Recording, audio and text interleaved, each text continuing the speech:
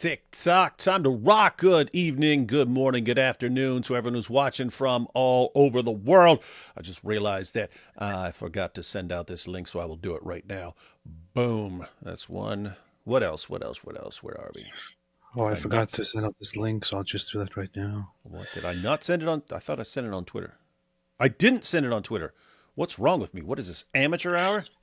Probably. What is this, amateur hour here? Probably. That's weird. I recall writing a tweet. It's just not here. It's not here to send.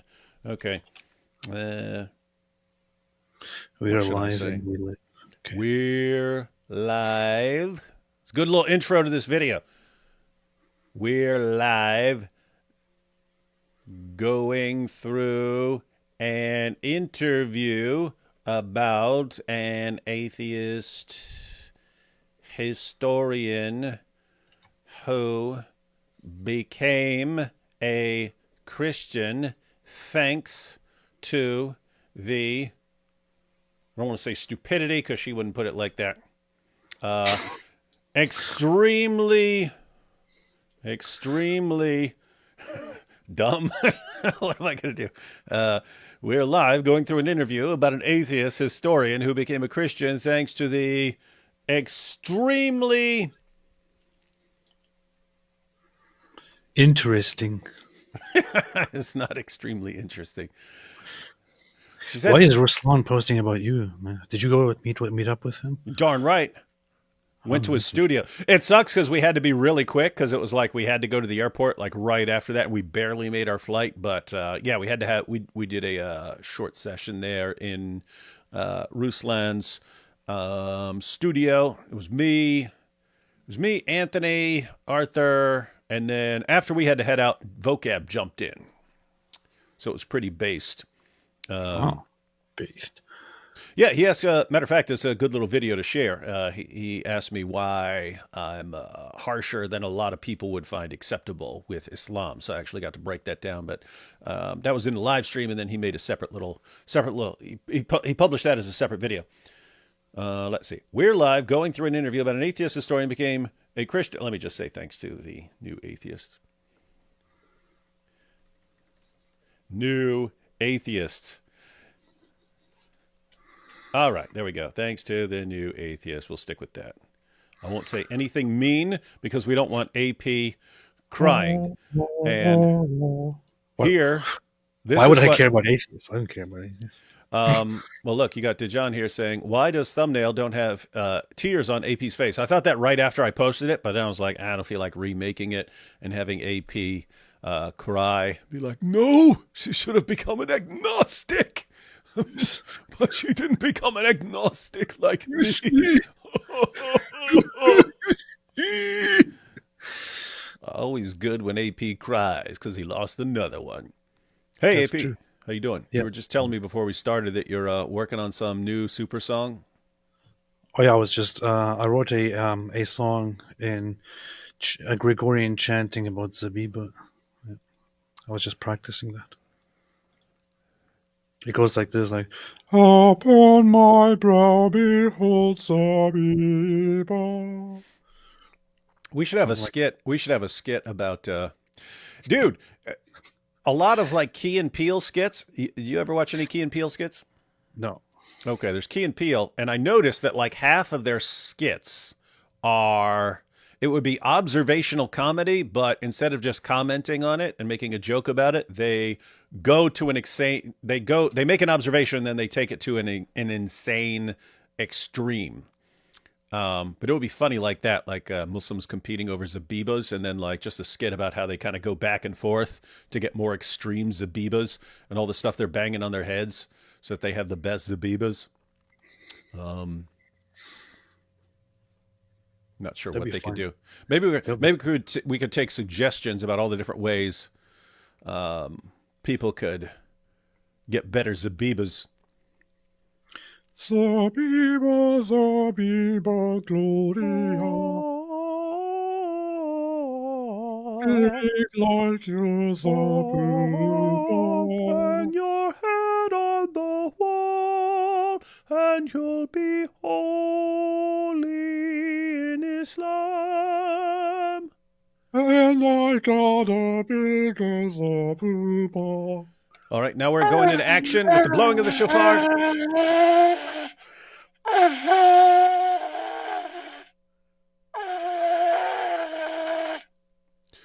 It's the most beautiful sound in the world. Take that, all you Muslims who think that the Adhan is this great sound. In your face. Whoa, you were kind of blasting it there, man. That was some Louis Armstrong stuff. Alhamdulillah. That was some Louis Armstrong stuff. All right, guys, so we're going to watch a video by... This actually got brought up. This got brought up yesterday. And what was her name? Sarah Irving Stonebreaker. I'm sorry, but that is the coolest. That Stonebreaker part is the coolest. Hey, Sarah, want to trade last names? That's what I'm saying.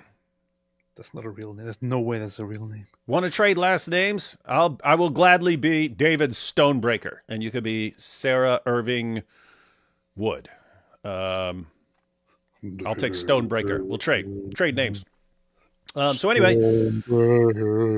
Sarah Irving Stonebreaker is a historian. She grew up as an atheist, went to, I think, Cambridge and Oxford, encountered the brilliant and impressive and based, but really super cringe argumentation of the new atheists. People like Richard Dawkins, Christopher Hitchens actually ended up causing her to do some investigation and ultimately become a Christian. Notice she didn't just hover around and say, I was wrong about this, so let me just hover in no man's land and call myself an agnostic. She didn't want to go that route.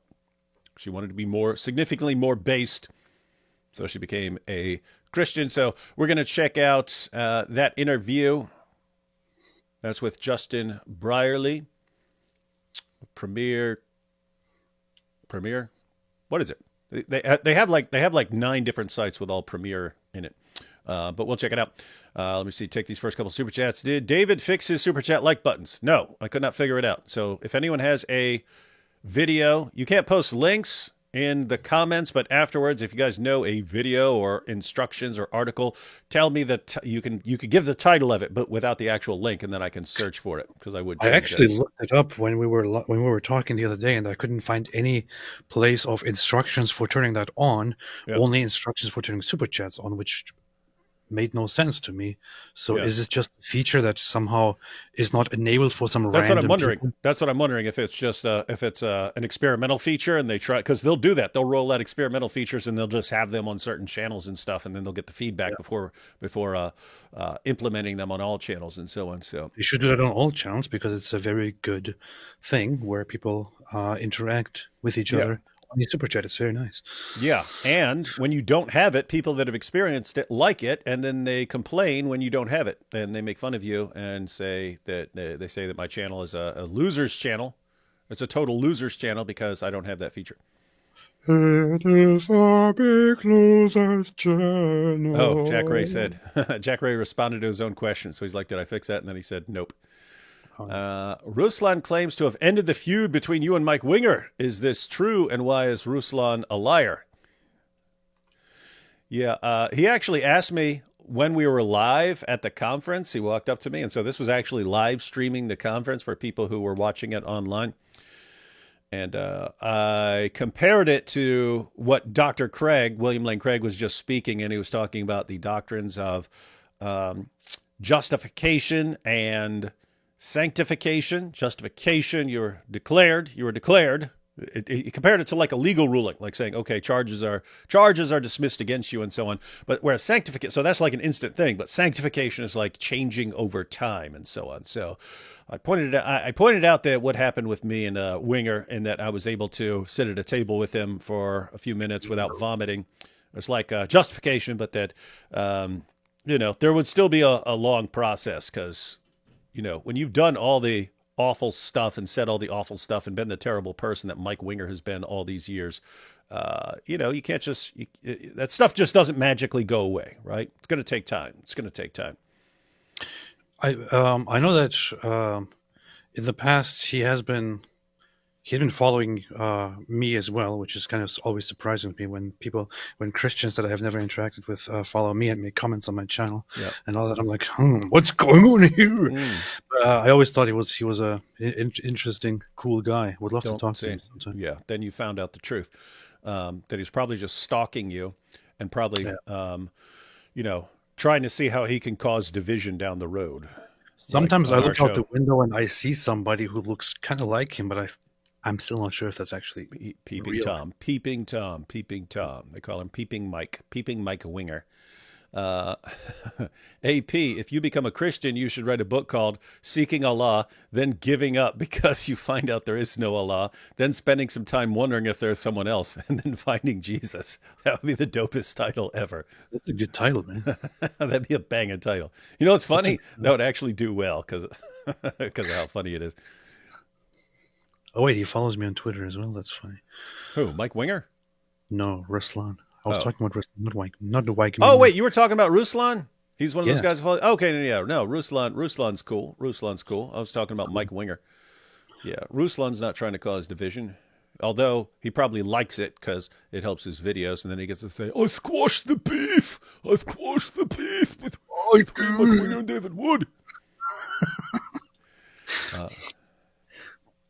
Hey, have you seen the BB files that lefties are raving about? Have you seen the BB files? Is that about Netanyahu? Files, BB files? I don't really know. There's some bunch of controversy about Benjamin Netanyahu and corruption and expose by people about it and so on. I haven't looked into it at all. I don't care, honestly. Because here's the thing: AP doesn't care about corruption.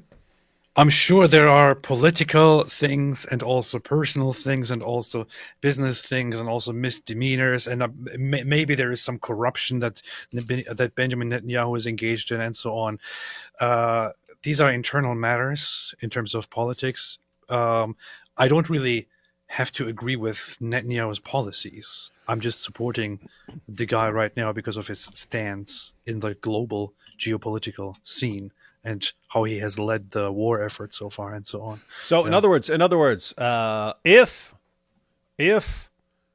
that is the most corrupt administration in the history of the world, you would still be in favor of them crushing Hamas. And so you would still be on their side in terms of crushing Hamas. Yes. Something along those lines? Yes. Yeah, that would be my my perspective. I always assume that there's some level of corruption for everyone, as in you probably aren't even going to get to power in certain cases without some level of corruption. It's just I'm just saying these are my thoughts. It's like, hey, if you're a politician, you actually manage to make things. You probably got all sorts of weird little deals and stuff going back and forth and so on. With that said, yeah, I would say I have no idea. He might be the least corrupt. He might be terribly corrupt. Don't know, but I hope he crushes Hamas and then answers for any corruption. The thing is, I know that it's going to make some people angry here again, but the Trump administration was pretty corrupt as well. And I'm pretty sure that if the first administration was corrupt, the second administration would not be able to resist some corruption because it's part of the system. Yeah. I still vote. Yeah. Again, I don't think, matter of fact, that's what that film back in the day, Mr. Smith Goes to Washington, he finds out you have no idea what you're getting into when you get into politics and so on. So again, some level of corruption. I'm sure there are administrations that are much better and administrations that are much worse and so on. But that's politics, ladies and gentlemen. That's why philosophers can't stand politicians, going all the way back to Socrates. Look what those politicians did. Shame on them. Are there super chats that let you call in? As currently, no, because I'm terrible with technology. But we will be upgrading. We will be upgrading here in the new year. Things will be changing quite a bit. It's Thanksgiving for me tomorrow. Where are you? Not here. Yeah, in America that would be Thursday. You have Thanksgiving somewhere else? Anyway, I don't know. It's Thanksgiving for me tomorrow. Wishing you both a happy Thanksgiving. Be safe, love God, and continue smashing Islam. We will humiliate Islam. Thank you. Hello, I wanted to ask if God is real, what is the best way I can get closer to him? P.S. What is your opinion on the works of H.P. Lovecraft? What? Have Uh, what? what does that have to do with the rest of the question? But I guess it says PS. So No idea. okay. No opinion on the works of H.P. Lovecraft. As far as getting closer to God, uh, believe in Jesus and start reading the Bible. I'd start with the Gospel of Mark, just because it's the shortest and it's very action. It's action oriented. Jesus went here and did this. Jesus went here and did that. And you get an outline of what Jesus did, and then one of the other Gospels, maybe the Gospel of John, because Luke and Matthew cover a lot of the same material that Mark covers. So Gospel of John, then the book of Acts, then the book of Romans, and that's how you get started. That's funny. That's funny. Don't you find it interesting? Isn't it a big coincidence that when you say God is real, it sounds like God is real? These are the deep musings, the deep thoughts of the Apostate Prophet, ladies and gentlemen. And fortunately for us, we're here when he shares them with the world.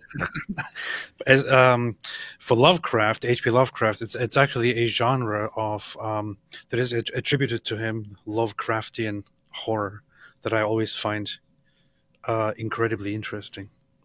And it's kind of the element of on his story, on his whole idea of the Call of Cthulhu, which is a horror where apparently there is some huge cosmic scary thing out there against which the narrators or the protagonists stand no chance and feel complete despair.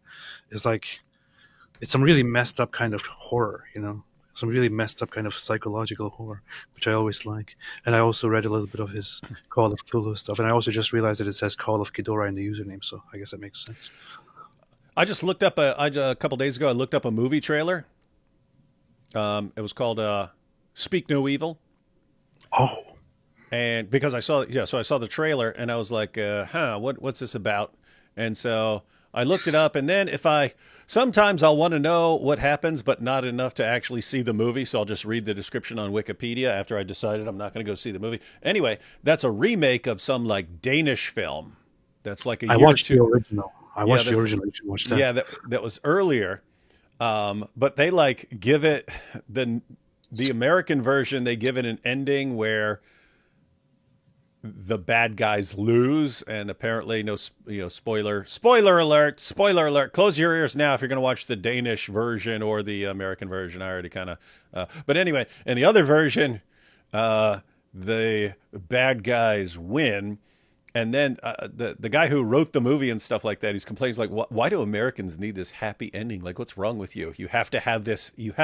Why? It's not So apparently, I mean, it is interesting, like culturally, like in other places, you can just, like, it is shocking in an American movie when you get to the end, it's like, nope, bad guys all won and good guys all lost. Like, what happened here? There's something completely wrong. Whereas seems to be more acceptable in European films.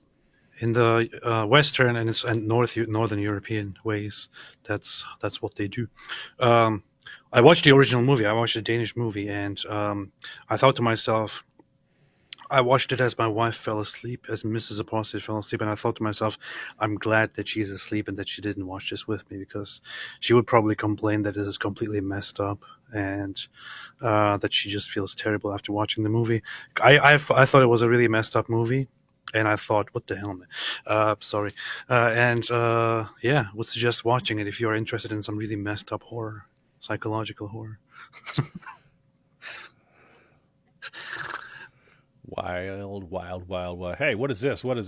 Here we go. Late, has AP started reciting speeches from his favorite Austrian painter yet? He quoted multiple full speeches. Yeah. My brother and I are baptized Protestants, but he has been doing research and saying that faith alone doesn't save. Do you have any advice? Well, it does, according to Paul. You have distinctions, because in James, the book of James, he points out, basically can faith save him if you have no works? And the harmonization is that if you have a kind of faith that has no works associated with it, do you actually have any sort of saving faith? But Paul's pretty clear. Paul's pretty clear on the idea that it's not your works that save you. Let's see. The game Smash Brothers gives a whole new meaning to Momo and Dehya. Bad jokes aside, what is your favorite scripture? The Bible. If you're asking favorite book of the Bible, I don't know. Or do you mean like favorite passage? My favorite passage is at the beginning of 1 Timothy, where Paul says that I thank Christ Jesus my Lord, who has given me strength, that he considered me faithful, appointed me to his service. And he talks about even though he was once a violent man and a blasphemer and so on, that he was shown mercy. I like that passage. Books, I don't know, I like the book of Acts, some of that stuff. I like Ecclesiastes. Yeah, that's been your same position even when you're an atheist. Grow. You need to evolve. People grow. You just stay the same forever. What? It's funny because I listened to it and read it when I was an atheist multiple times, many times. By now I have, I guess, read the Psalms twice, and I find them quite interesting. But I'm currently going through the Bible from the beginning, and I just finished Genesis. So nice. Sets the stage. Yeah, I read a little bit of Ecclesiastes when I was still an atheist because it appeared in. It was a George Orwell essay. I think it was Politics in the English Language. Was that Orwell? I'm trying to think. Was Orwell Politics in the English Language? Anyway, he quotes a passage from Ecclesiastes. And then he says, but here's how a modern politician would say it. And it's a bunch of gibberish where it's saying the same thing, but it's saying it in the most ridiculous way you could possibly say anything. And so on. He's comparing it. And so anyway, that was my first glimpse of Ecclesiastes. And I read it like probably shortly after I became a Christian. That's what they do. Cool stuff, because a lot of that thinking was still in my head. That's what they do. Hey, I haven't been keeping up too closely, but is AP a brother in Christ yet, or do I need to keep praying? That's what they do. Elliot, keep praying. When we call them mule-brained agnostics, it's not just, making fun of them for having the brains of mules. What are mules? They're stubborn. That's what they do. They're stubborn. You should have Testify Apologetics on for a stream. He makes quality short-form apologetic content and is currently tackling Islam. Hey, go ahead and, if you watch Testify, go ahead and message him and tell him, yep, he can come on anytime he wants. That's what they do. This stream is only strengthening my iman. That's what we do. That's by Jeez, look at the view count. What? Testify. Popular videos lately. 156,000 views on the question no Muslim can answer. 300,000 views on the sad status of women according to Islam, and so on. Nice. That's interesting. Nice. What's funny, he used a meme face of Muslims that I created, and that somehow spread online. Ooh. And nobody knows that I did it. He's testifying. He's testifying. AP is testifying against Testify. Testify has stolen his stuff. It is, by the way, it is cool that you have all these like Christian apologetics channels and they're getting into dealing with Islamic stuff. Because again, ladies and gentlemen, 10 years ago, 15 years ago, going after Islam was a lonely, sad, lonely world. And now, woo! What's that, your hero, that sociologist said? Woohoo! Great! Woohoo! Let me slide back in my chair. This will impress my viewers. Did Momo play with Dehya's large muswak? What's wrong with you people? Got AP's fans over here trying to stir up weird images. The reason why James and Paul disagree on justification is that one of them was a Muslim. Can't argue with that. Powerful, yes. Although you have to say which one would be a Muslim, because Jesus' original disciples were, according to the Quran, were we're all devout Muslims, but both James and Paul did not believe in Jesus while he was alive. They both believed in him after his resurrection and after resurrection appearances. That's what they do. Let's see. Where'd that go? Are people keep sending in chats? I wanted to get in this video. Oh, no. What the heck? Okay, yeah, we got a couple more. All right, take these last couple, and then we'll jump into the video. As an ex-atheist, I never believed in evolution as I thought it... You never believed in evolution even though you were an atheist? That would kind of, like, it's kind of the only game in town. You have to get to how you got to life and the variety of forms of life we see around us. As an ex-atheist, I never believed in evolution as I thought it was stupid and impossible. I realized I can't be an atheist and stay smart, I believe. Well, you can also believe in the great baker. So. You can also believe in the great baker that baked everyone. That's true. That's true. Let's see. May AP move from stubborn to reborn. Smart. AP, that's what we call a play on words. Yes. More harshness on Islam. Love you both. AP committed to Miss AP. God is working on AP baby steps. Yep. Alhamdulillah. That's the best you can hope for with agnostics. Baby steps. Because they think like babies. Last night I had a dream. AP is chasing me with a knife. that was not a dream, man. that was real life? That was not a dream. That was real life. Intense debate with Catholic apologists when? I don't think you'll ever see me in an intense debate with Catholic apologists. You'll have to go to... You get Anthony to do that. Anthony Rogers or someone like that. Vocab would probably do that. I have zero interest in that. As far as I can tell from your responses and your statements in the past in response to people saying different things about different practices, you don't really have that big of a problem with I don't know, Catholic theology or Orthodox theology or practices and things like that. Although you don't agree with them, you don't really have that massive of a problem with them, right? Yeah, I've given examples like, okay, here's something I don't believe in, but I can see it. I can kind of see why you believe it and stuff. But it's just another issue where, hey, I'm following the Bible. Some of you other guys who have disagreements about various things, you can settle it. You can settle it, but not everyone can do anything. And I'm kind of dealing with a couple of big issues. I got Islam and I got atheism. Let's see. David, I have a feeling that Pakistanis secretly love you. They do. Even if they yell and scream at you, they cannot stay angry at you for a long time. They do. They all love me. And that's why they have to block my videos in Pakistan, because as soon as Pakistanis see me, they realize they love me. AP, should speak to YouTuber Radar Apologetics. He's a Messianic Jew who believes in Jesus. He knows the Jewish sources very well and can show Jesus is the Messiah without the New Testament, AP. Thank you. Hey, that would be like Apollos in the book of Acts, who said that he was accurately presenting the gospel, but he basically knew the Old Testament scriptures, but he was talking accurately about Jesus without knowing Jesus. And finally here, sorry, but I'll trust the science over two YouTubers. Hey, D. Wood, if your Sky Daddy is real, why is Mike Winger's channel bigger than yours? Huh? Destroyed. That's good. Well, the fact is, you can make terrible crap videos, and the world is filled with people who will follow that nonsense. I mean, think about this. I can make a channel right now where it's just me getting kicked in the balls every day, and the channel probably do well just because people go kicked in the balls, right? So you can have a channel with total nonsense that's got no real point to it, and have it do well. That's basically Mike Winger.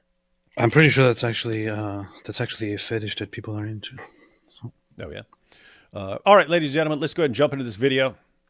AP's about to be humiliated by the breaker of stones, Sarah Irving Stonebreaker. Let's check this out. Good to be joined by Sarah Irving Stonebreaker now to talk about her journey. It is Stonebreaker. I was wondering if it's something like Stonebreaker or something like that, but no. From atheism to Christian. Hey, anyone in Australia? Is that like a common Australian name? She's Australian. Just wanted to know. Or is that just people in different parts of the world have it? I'm not familiar with Stonebreaker. That's just cool. AP still thinks it's too cool to be real and it must be fake. Yeah, I'm looking it up to just make sure it's fake. It's not fake. In faith, and some of the influential figures along the way, including some of the new atheists who were part of that journey. Sarah is a historian and author of the book Priests of History, Stewarding the Past in an Ahistoric Age, as well as a contributor to the book Coming to Faith through Dawkins. Sarah, thank you very much for joining me. Thanks, Richard. Oh, it's a pleasure to be here, Justin. Tell us a little bit about your background growing up and so on, because I don't think you were raised in a particularly religious household at all, were you? Little side note, he mentioned 2 books. One is a book by her, Priests of History, and the other is a compilation of various people who, after encountering the works of the new atheists and then deciding to look deeper, ultimately became Christians. Anyway, for anyone who wants those books, I don't know who's nerdy enough to still read when you could just watch videos. But for those of you who still read books, I put the links to those in the description box if you want copies of those. So, Priests of History. You know. I know that. Huh? I made a note of it. Let's see. You're not gonna. You don't read books, man. Come on. that might fly with some other people, but come on, AP. Yeah. Here we go. Not at all. So I'm Australian, and I was brought up in a really loving family in the city of Sydney, which is a very cosmopolitan, global city. And I was brought up by parents who were very academic. My father is or was a professor of government at the University of Sydney, and they always encouraged us to really pursue ideas, to seek after the truth and to grapple with the big questions. In Australia? But it was a completely secular household, actually. And so while we were doing this and having all kinds of wonderful conversations around the meal times and the dinner table, as it were, it was a secular childhood. And so I really didn't encounter Christianity in any real way, to be honest, until I came to study at the University of Cambridge as a postgraduate student. It's funny. I've heard that from Australians that Australia is very secular. Australia is very secular. Like there are Australians who come to America and they're like shocked by how Christian it is. But at the same time, we all grew up, people who are my age all grew up watching Crocodile Dundee. So we think of Australians as like running around through the bush, as they call it. They don't say woods or forest or anything like that. And fighting alligators and poaching kangaroos and stuff like that. So it's interesting. It's like, oh, and they encourage the pursuit of ideas and going to school in Oxford and Cambridge and say, what? Australia? Anyway. Well, first of all, I have to point one thing out, which is that anyone who comes from any Western country to America will be shocked at how religious America is. Isn't that weird? Like in America, you're like, everything's falling apart. And everyone else is like, oh my goodness, it's so Christian here. Yeah. I was doing my PhD. You actually had a desire to go to Cambridge from quite an early age. Tell us about where that came from. Yes. Well, gosh, how could you not? So when I was young, I wanted to be a historian since I was 8 years old. And part of that, I think, was because my father's a historian and we went on this very formative trip to England when I was 8. And we went to Oxford and Cambridge and we went to Warwick Castle.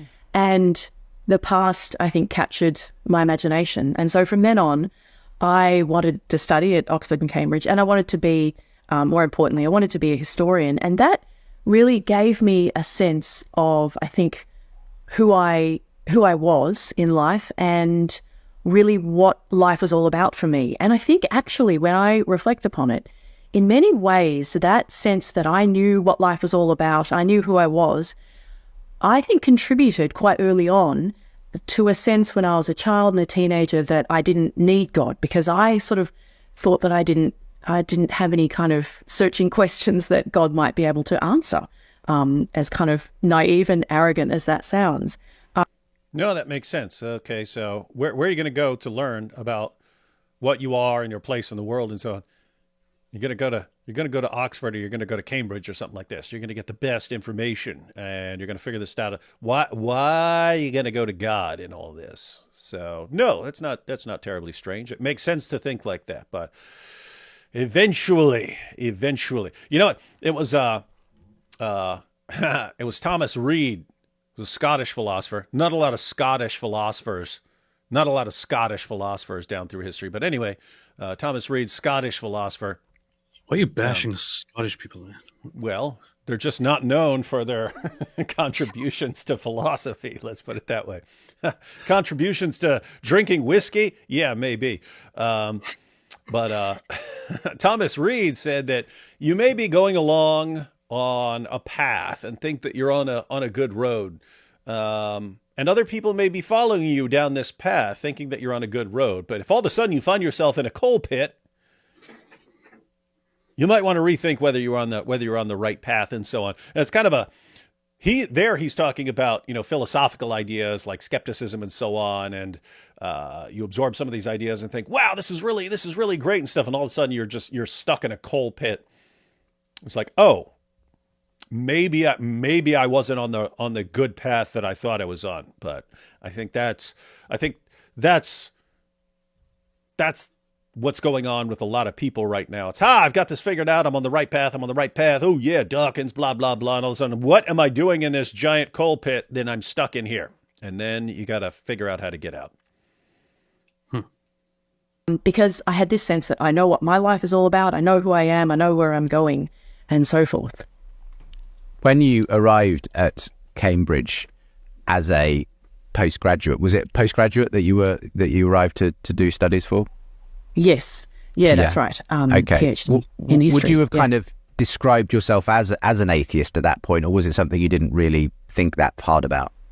Oh, yes. I definitely thought of myself as an atheist. And this was partly because I think growing up in that very cosmopolitan city like Sydney, and also somebody for whom academic pursuits were very important, thinking about atheism and defining oneself as a sort of critic of religion seemed to be particularly important to me. So yes, I saw myself as an atheist. And actually some of my first encounters with Christianity actually happened at Cambridge, and they actually happened through encountering the very people that I was studying for my PhD thesis, which is really interesting. So one of the things that I assumed as an atheist and never really delved into was this idea that Christianity was in some kind of fundamental opposition with science. And I began doing my PhD, and I was really exploring quite deeply. We'd now probably use the term scientist to describe people like Francis Bacon and Robert Boyle, one of the founders, in Boyle's case, of modern chemistry. But they were natural philosophers of nature. And I was really interested, I was a historian of empire, and really interested in the relationship between the history of science, the history of empire. And yet it soon became apparent that not only did these, Boyle and Bacon in particular, but also others, Isaac Newton, take their faith very seriously, but also that their Christian faith was really at the very core of what they were doing. And so what I had dismissed, to be honest, as intellectual window dressing was actually, the more I read, for example, of Robert Boyle, the more I found him a man of deep Christian faith. That's true. It is interesting to me that that's what they do. Anyone who actually studies the history of science, and so she's a historian, and she was studying the history of science. She had assumed basically the warfare thesis or the conflict model of what's the relationship between science and religion, or between science and Christianity. The dominant view at the scholarly level is called the complexity model, or the complexity thesis, meaning it's a complicated relationship. Sometimes it's like the church and so on that's funding the scientific research. Other times, you've got the Galileo affair and so on. So anyway, it's a complicated issue. The dominant view among the new atheists, and sort of at a popular level among lots of atheists, is the warfare model that science and Christianity have been in a state of warfare, and then science started winning and so on. No one at the scholarly level takes that seriously. No one. And that's why it's this interesting. That's why it's interesting to me, because you have all these young atheists and they claim to be the champions of reason and so on, but they'll adopt a position that would get you laughed out of the room at the scholarly level. It's similar with Jesus mythers. Jesus mythicism is popular among lots of atheists. At the scholarly level, we've seen in the past what, like, Bart Ehrman thinks. That he says no one at my level, no one at the scholarly level takes you guys seriously on this. And so it's just interesting that you have all these like young atheists who've never studied history, they've never studied science, they have no concept of historical Jesus studies or New Testament studies. They see some stuff in memes and a couple of videos, and they view themselves as the champions of reason when they're completely at odds with what scholars would say, even atheists and agnostic scholars who actually know their fields. And it is interesting how you can sort of be duped into thinking that you're the champion of reason and evidence and logic and so on, when you wouldn't make it through 3 days in a class with an actual scholar, because you'd be laughed out of the room. How's that make you feel, atheists? I'm talking about you new atheists. What are you saying? They love science and reason and logic. That's why they would never be offended by this kind of stuff anyway. Yeah. I'll destroy you, David. How dare you, religious tard. You're a religious tard. You're a religious tard. I hope the Muslims get you. I hope the Muslims get you for this. Your Sky Daddy can't save you. Sky Daddy. Reason and logic and science. You see? What is this woman saying? She's saying, oh, she needed a Sky Daddy. That's all she's saying. Just like all those scientists. Oh, boy. Fun stuff. And this was a kind of pebble in my shoe, as it were. It made me, it was a kind of stumbling block to my atheism. It by no means made me a Christian right then and there or anything, but it made me really need to take seriously this idea that one could be a deep intellect committed to what then is the foundation of modern science, and yet also a deeply theological thinker and a profoundly committed Christian, in Boyle's case in particular. Yeah, so this, at least, as you say, put a pebble in your shoe, made you realise that the situation wasn't quite as simple as you perhaps understood. How did things progress then? Oh, I just wanted to point out, just for a parallel, because something similar happened to me, although it was in a completely different area. So she's basically saying, hey, growing up and hearing things and so on, this was the view I had, and I thought this was the correct view, until I started studying and I realized that view actually does not line up with the evidence. And therefore I have a problem, and it's something that starts bothering you. That's what you call a pebble in your shoe. You're walking around, but there's something that's bothering you. With me, it was that I thought it was on some scientific issues, like, oh, I thought that science explained all these things. And then I found out, no, actually, there's some areas here where it's not working out very well for just a straightforward scientific explanation. But also with Jesus and me thinking that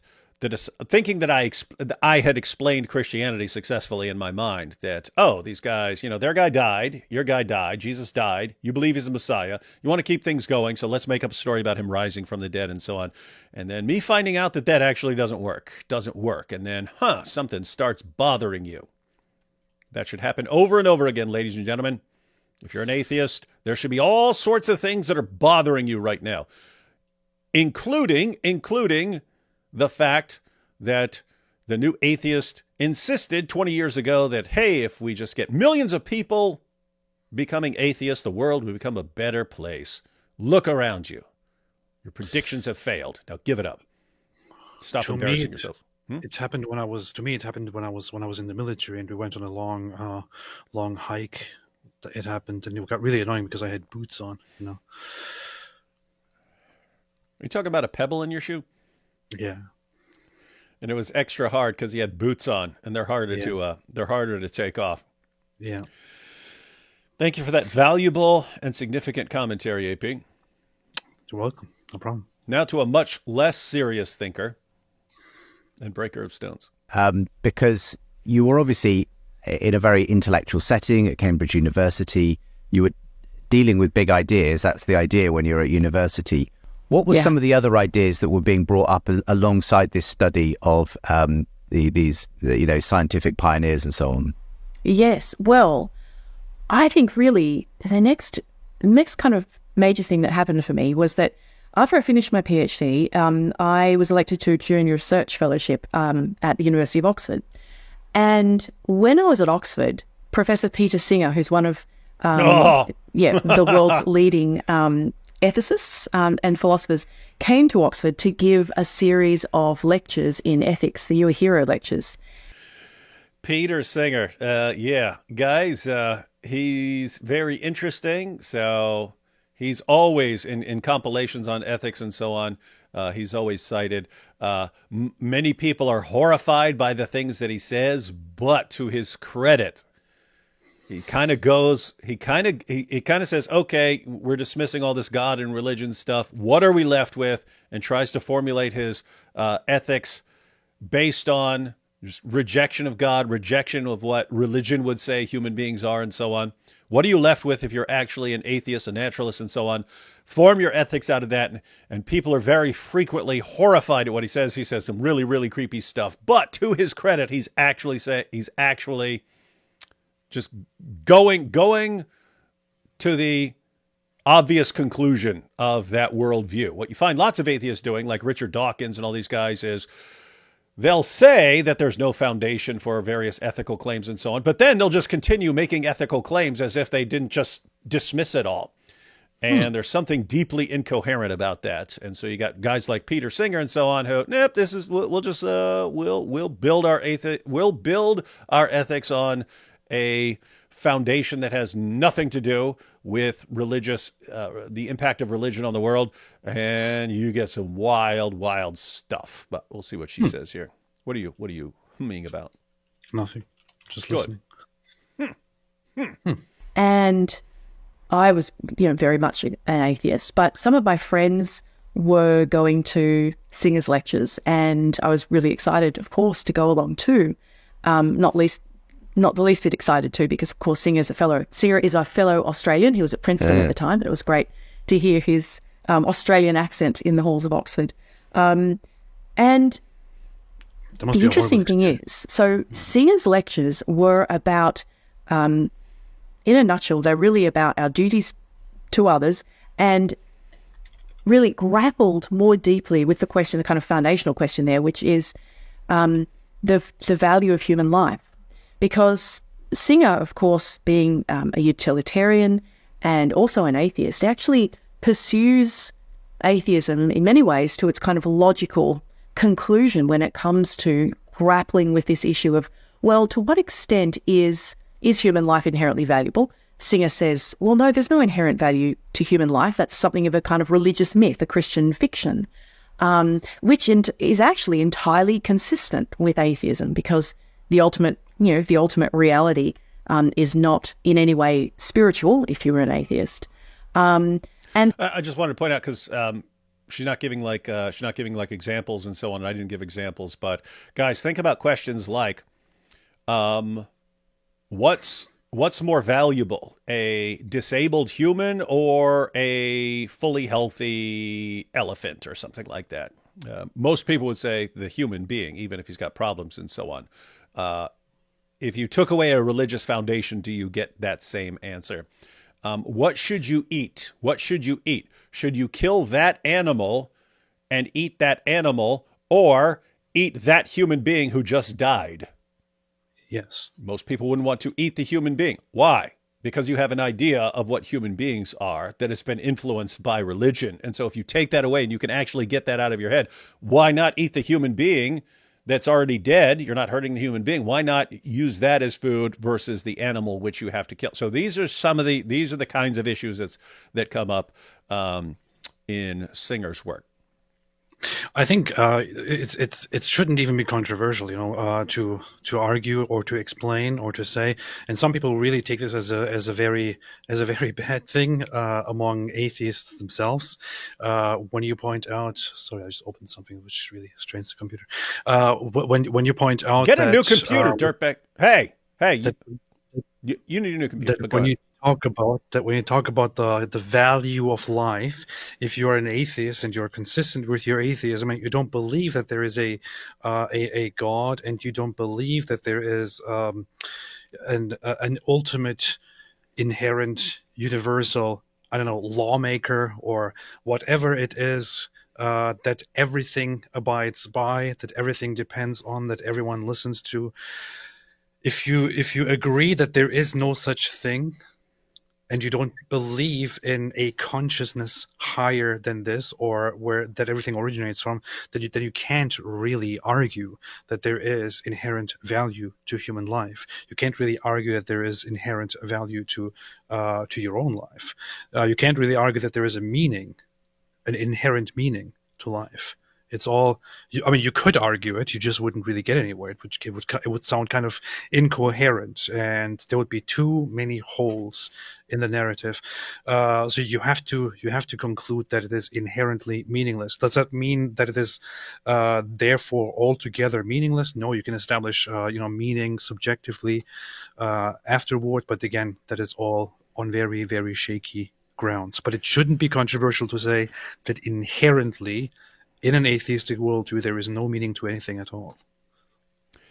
Yeah, and you just said shouldn't be very controversial, and yet it is. Atheists tend to flip out when you bring this up, right? And you say, hey, things are actually ultimately meaningless if you're right, and so on. What? How dare you? And they flip out and lose their mind. You can't. And when you say, hey, there's no real right and wrong.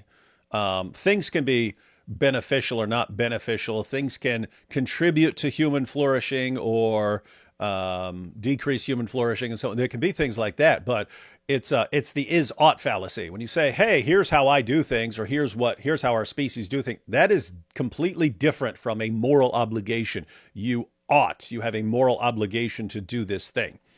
But what you find is the is-ought fallacy is just completely standard among lots of atheists. It's, but this helps our species. Okay, how are you getting this helps your species? Do you have a moral obligation to do this? Like where are you getting that ought? What you could say is, it would be hypothetical. You'd say, if you want to help your species or something like that flourish, then you need to do this. Or that human beings just naturally tend to do things that help them flourish, just as a rat does things that help it flourish. That's different from what a rat does is what it's programmed to do. It's not doing it because it has moral obligations and so on. So where are you getting these moral obligations that you ought to do this? And if you don't, there's something wrong with you and you're bad or something like that. Where are you getting this? Not a lot of options available to you in atheism. So AP is right that, and by the way, this is why I find it interesting. So you have Peter Singer, and he's figuring out ethics from an atheistic perspective, which is what I was doing when I was young. But it was all I was doing was just, okay, you told me I can't do this and I'm not supposed to do this, but why? Like, people would tell me something and then I would do it for a while.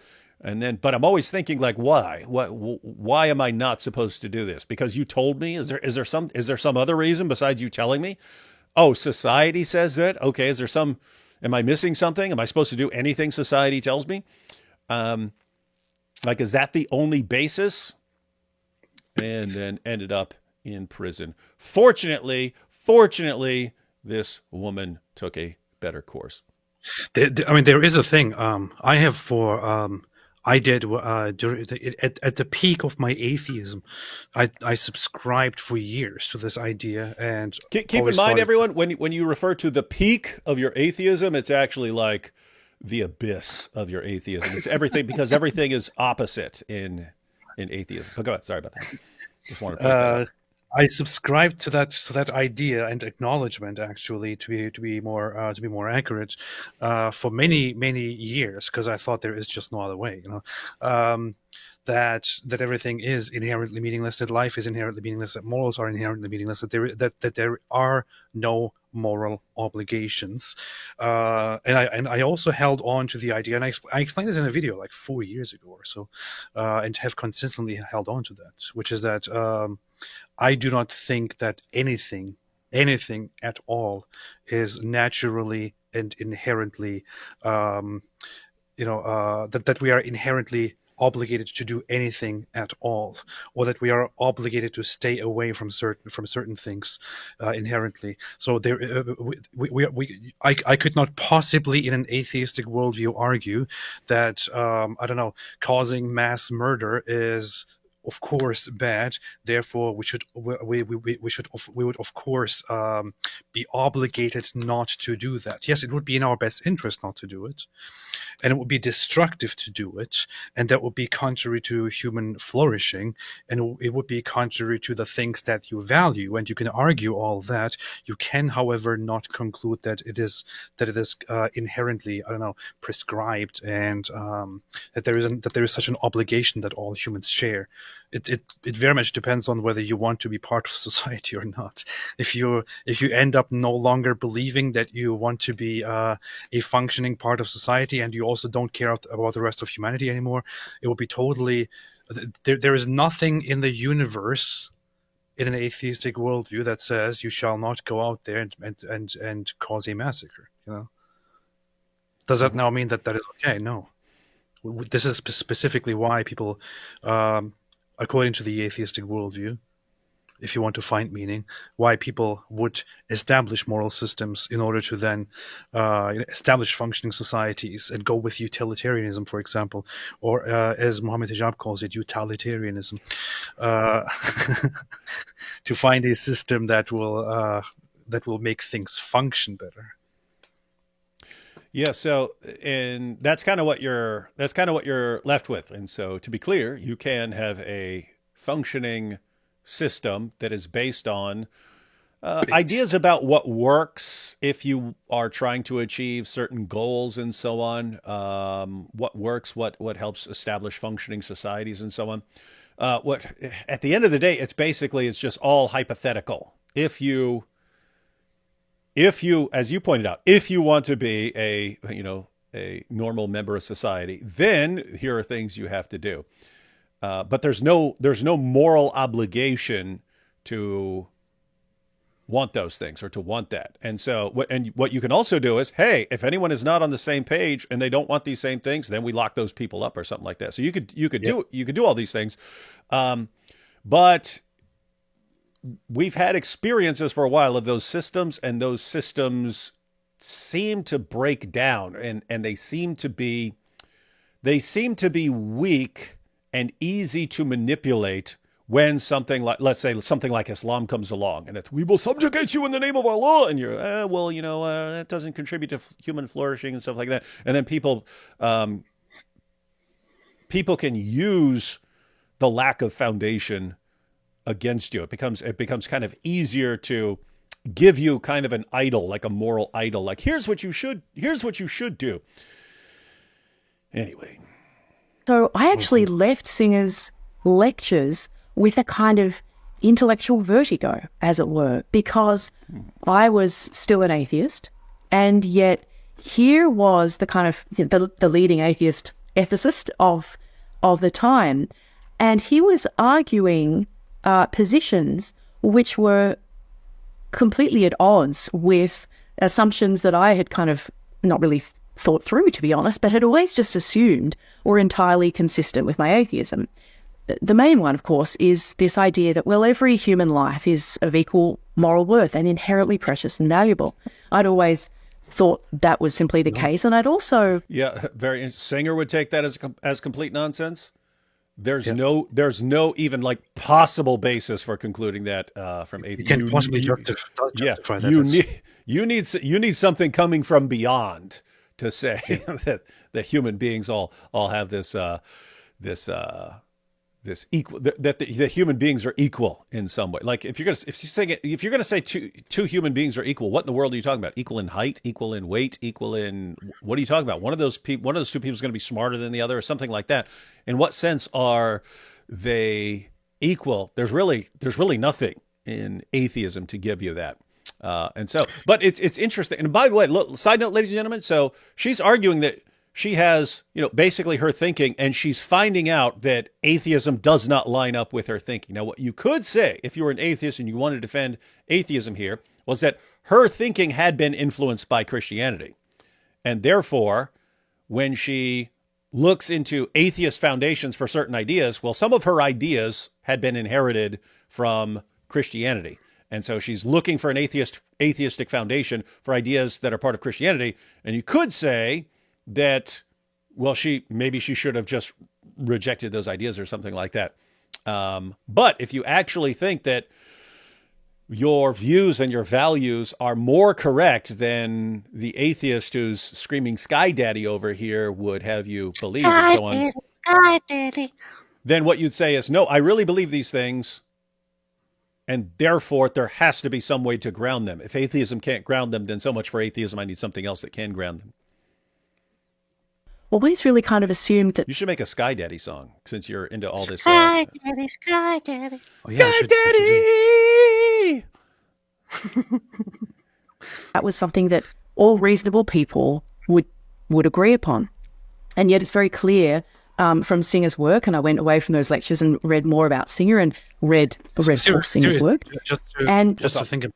Just to think about it for a second, seriously, you could, if somebody ever argues that, of course, we don't discriminate, we don't do this, we don't do that, all humans are of equal worth, and so on. If somebody argued that, if you wanted to, you could sit down and give, assuming that this is coming from a secular source, the statement, you could sit down and ask the question, why?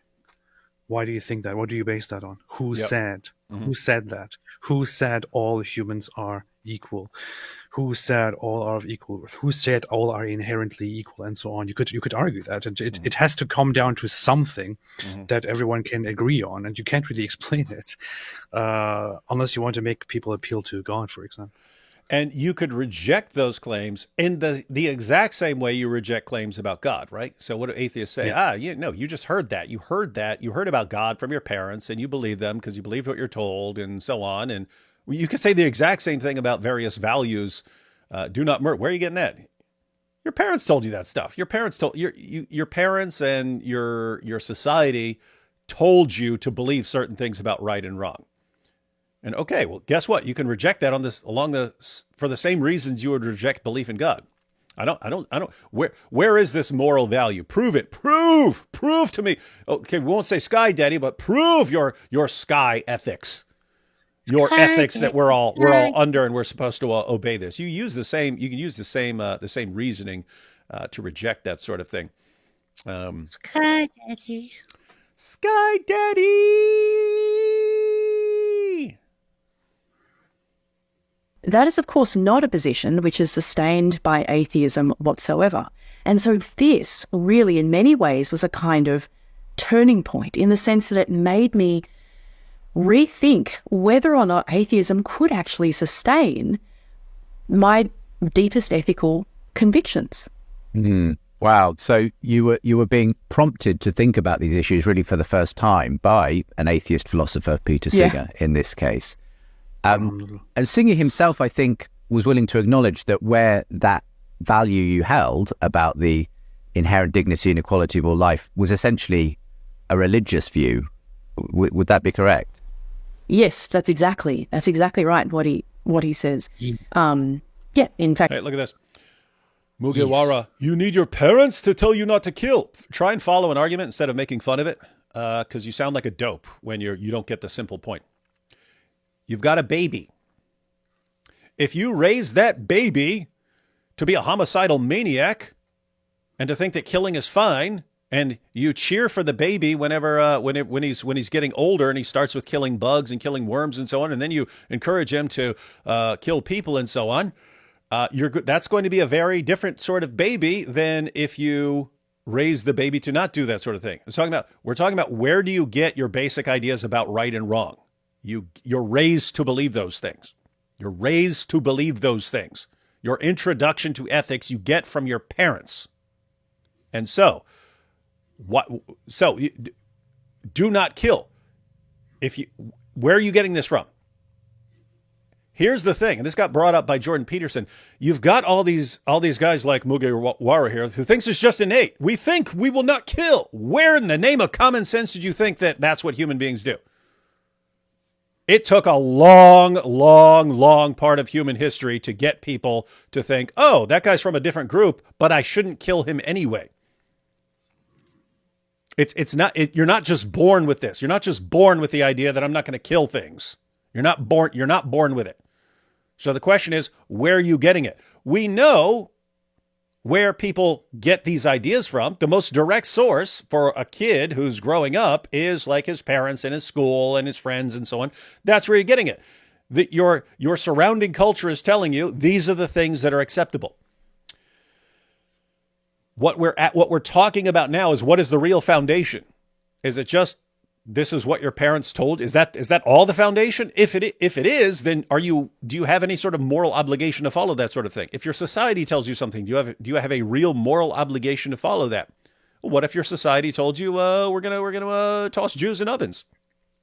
Would you say, oh, I have to obey that because that my society is saying it's right? So what we're saying is the exact same sort of atheist response is, you just believe in God because your parents told you to believe in God.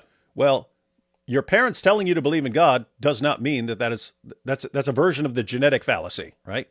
If you say your parents told you to believe in God and that's the source of your belief, therefore belief in God is false, that would be the genetic fallacy.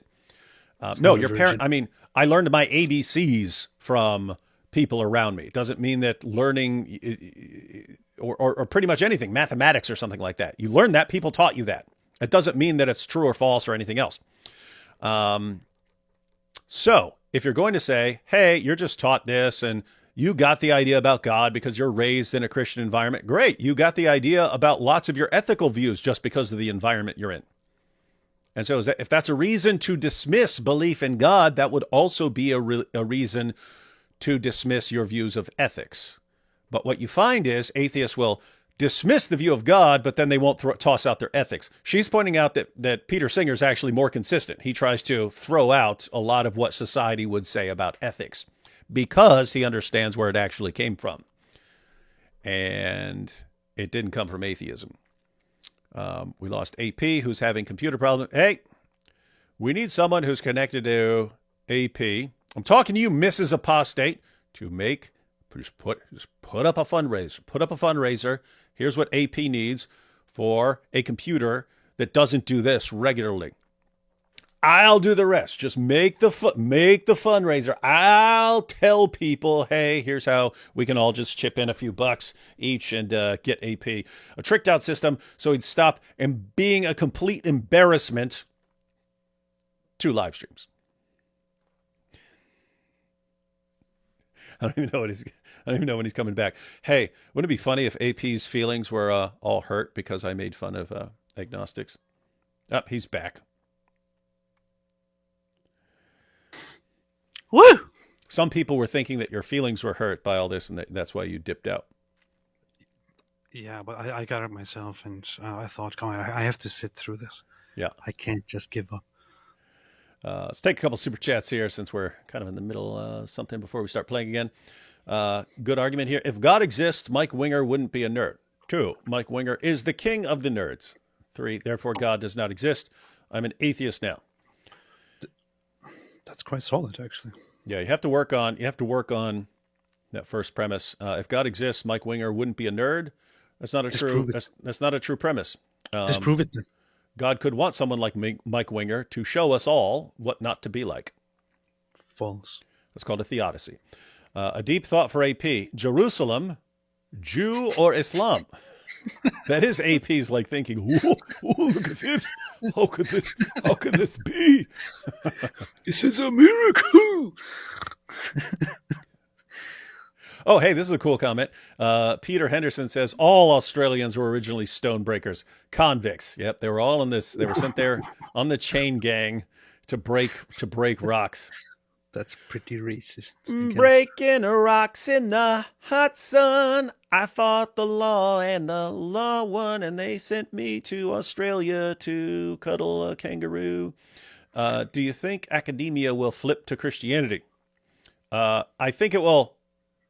I think it's going to be more accepting of Christianity in the near future. I wouldn't say like flipping to Christianity. I would say that I don't know about that. I would say that a lot of the hostility over the past 2 decades is going to diminish, and that it's going to be more acceptable.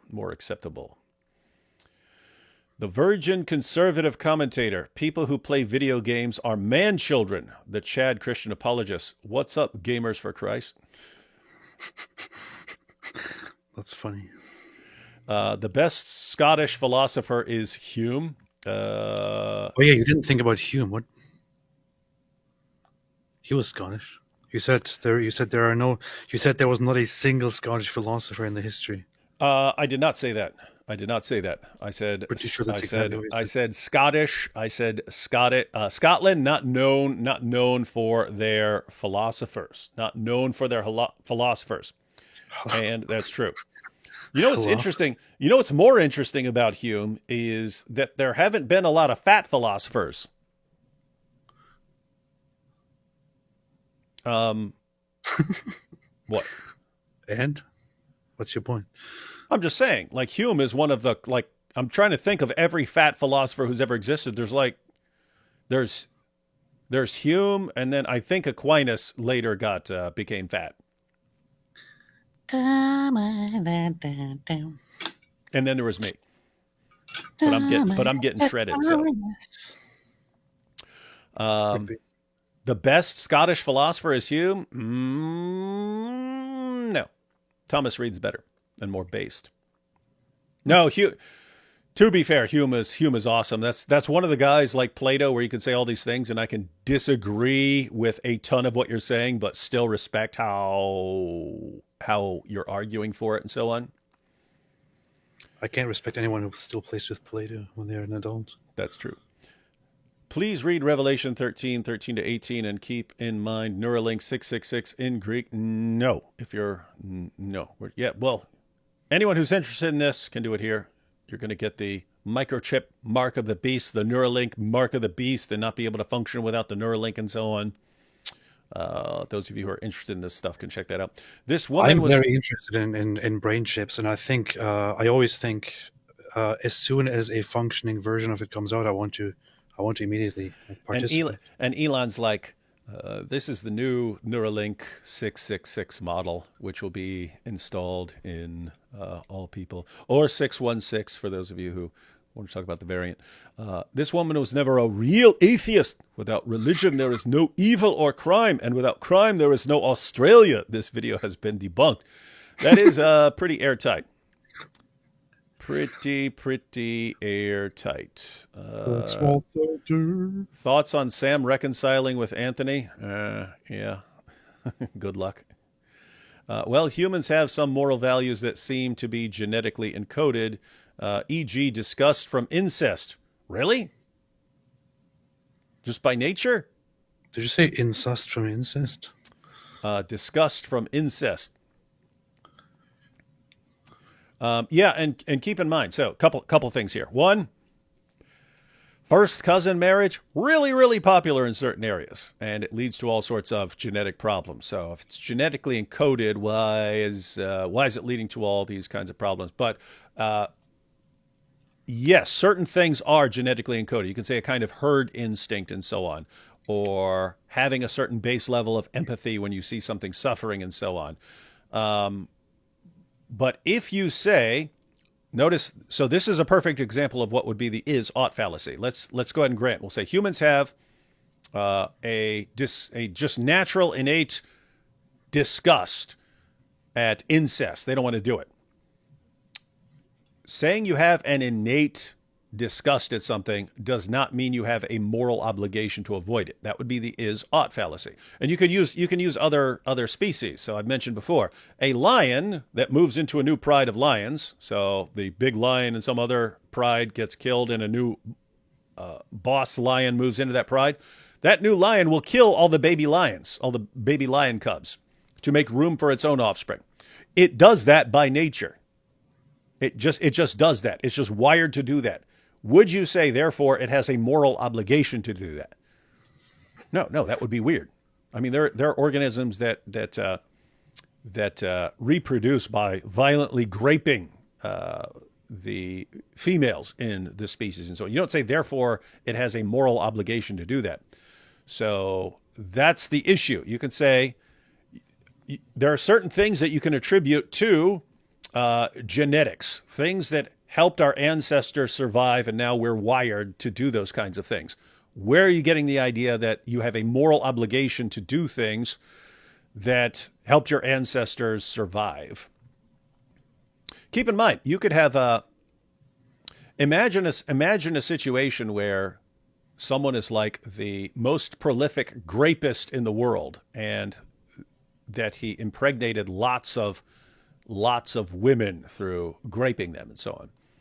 Genghis Khan. But then he would be passing on his genes, which predispose him to go around graping women, and his offspring would be more inclined to do that. So what are you saying? That if they're inclined to do that, that it's therefore morally right? That's the point. Just saying, hey, this species is kind of programmed into, genetically programmed, genetically wired to do certain things, does not give you a moral obligation. And so if the real conclusion is, if you're taking atheism as a foundation, that there are no real objective moral values. But if you want to believe there are objective moral values, you need some sort of foundation. What is it that makes those things true? And they're not just how you're wired, or not just what your parents told you, or not just what society told you. But you don't necessarily have to appeal to this in order to establish that there are moral obligations. You could simply assert that you could only use this for an explanation to say that you may think that morals come from religion, but they are actually found in nature and established based on certain natural, results. Which is why we come to the conclusion that we need those morals, and this wouldn't satisfy the question of moral obligations, but it would explain the origins of morals. You can totally explain the issue, unless a religion specifically, like something specifically comes from a religion. Like, I don't see where you would ever get the idea that human beings are equal or something. I don't see where you get those ideas. But lots of things about, not killing or helping other things, you can explain totally just from any framework how we got to those ideas. So you can explain lots of these things. But yeah, it's the realm of moral obligation, where if you think you actually have moral obligations to do certain things, I will say this, AP, a person could believe in moral obligations and be kind of agnostic as to the foundation. Yeah. Like you could say, hey, I believe I have a moral obligation, an objective moral obligation to not torture old ladies for fun or something like that. But I have no idea what it is that grounds it. I don't see how atheism would ground it, but I just don't know. I believe it's real and objective. I have no idea what it is that makes it objective. You could have a position like that. Alhamdulillah. Let's see. A lot of what initially drew me to Christianity was seeing the consequences of a godless society. That is a situation we're going to be seeing a lot more of. Because the theory of the new atheist was get a bunch of people to leave Christianity and society will flourish and become this scientific utopia, blah, blah, blah, blah, blah. Now you see it. No, actually, millions of people became atheists and the whole world instantly went insane. Beast. People are seeing it. Let's see. Any word yet on the Dershowitz libel lawsuit? Have you heard anything about that? I haven't seen anything about that. I haven't. The last thing that I heard of Dershowitz is that he's putting a team together to respond to something around Israel, a team of lawyers. But I don't know if there's anything, if there's any development regarding his the lawsuit that he wants to bring against Mohammed Hijab. I haven't Yeah. heard anything from hijab since then. Maybe he was advised to shut up a little bit or something. I don't know. He should have been, and there are certain things that he shouldn't have said because there are certain things he can be sued over. Whether Dershowitz is actually going to sue him for those, because keep in mind, guys, there are all sorts of things that you can sue over and possibly win that you don't necessarily want to, right? In other words, you're gonna have to. It's a lot of work. It's going to take up a lot of time in your schedule and so on. Do you actually want to do it? Yes. Because he did kind of guarantee. He did kind of say it. He did kind of guarantee that he was going to sue. So how seriously can we take him if he doesn't follow through? I would think that he is not somebody who would bluff about this kind of stuff. One says, I'm 53-year-old playing with my plump niece, 9-year-old girl. I'd to resist Allah a lot. Without God, there's no accountability. There are immaterial things. What are you laughing at? Nothing. I don't fully understand this. Let's see. When I was agnostic, the pebble in my shoe was the thought that Muslim daughters who had female genital mutilation done to them were never proven to have been wronged or sinned against. No one would ever reward good behavior or correct bad behavior. That's what they do. You can reward good behavior and correct bad behavior and so on. That's what they do. But you're right. It wouldn't be an issue of someone who's been wronged has been sinned against. That's what they do. Oh, you're just saying because... I can actually interpret this in a couple different ways, so we'll just move along here. Atheists believe everyone is equally worthless. Yeah, atheism. Obligations arise out of love. Where in atheism can love exist? It overthrows atheism. What do you know? You can love people, and you can love. To be clear, you can love people in atheism, and you could love tons of people. You could love everybody in atheism, and you could spend your entire life as an atheist doing nothing but helping people. When we're talking about obligations, it's okay. If you're not like that, suppose you don't love anybody, you don't care about anyone, do you have an obligation to do something anyway? If so, the question from an atheist perspective would be what? What is it that makes these obligations valid? I'm not aware of anything. Grafted Garkid says, atheists sometimes are vegetarians because they can't regulate their morals and think killing animals for food is murder. You could come to that conclusion, right? It would be hard to say if you're an atheist. So you could be an atheist. You could believe that killing anything is wrong. But that's kind of the point. You can believe anything. You can believe anything you want. So as an atheist, you could believe that killing animals is wrong and that therefore we should be vegetarians. The question is, how would you demonstrate that to another atheist who doesn't think that it's wrong to kill things for food? And if you're talking to another atheist who doesn't just believe that's wrong, how do you then defend that position? How do you say you also should not kill animals? How do you do it? I'm not aware of any basis. Thoughts on Rabbi Shmuley taking Shapiro to court over Candace Owens?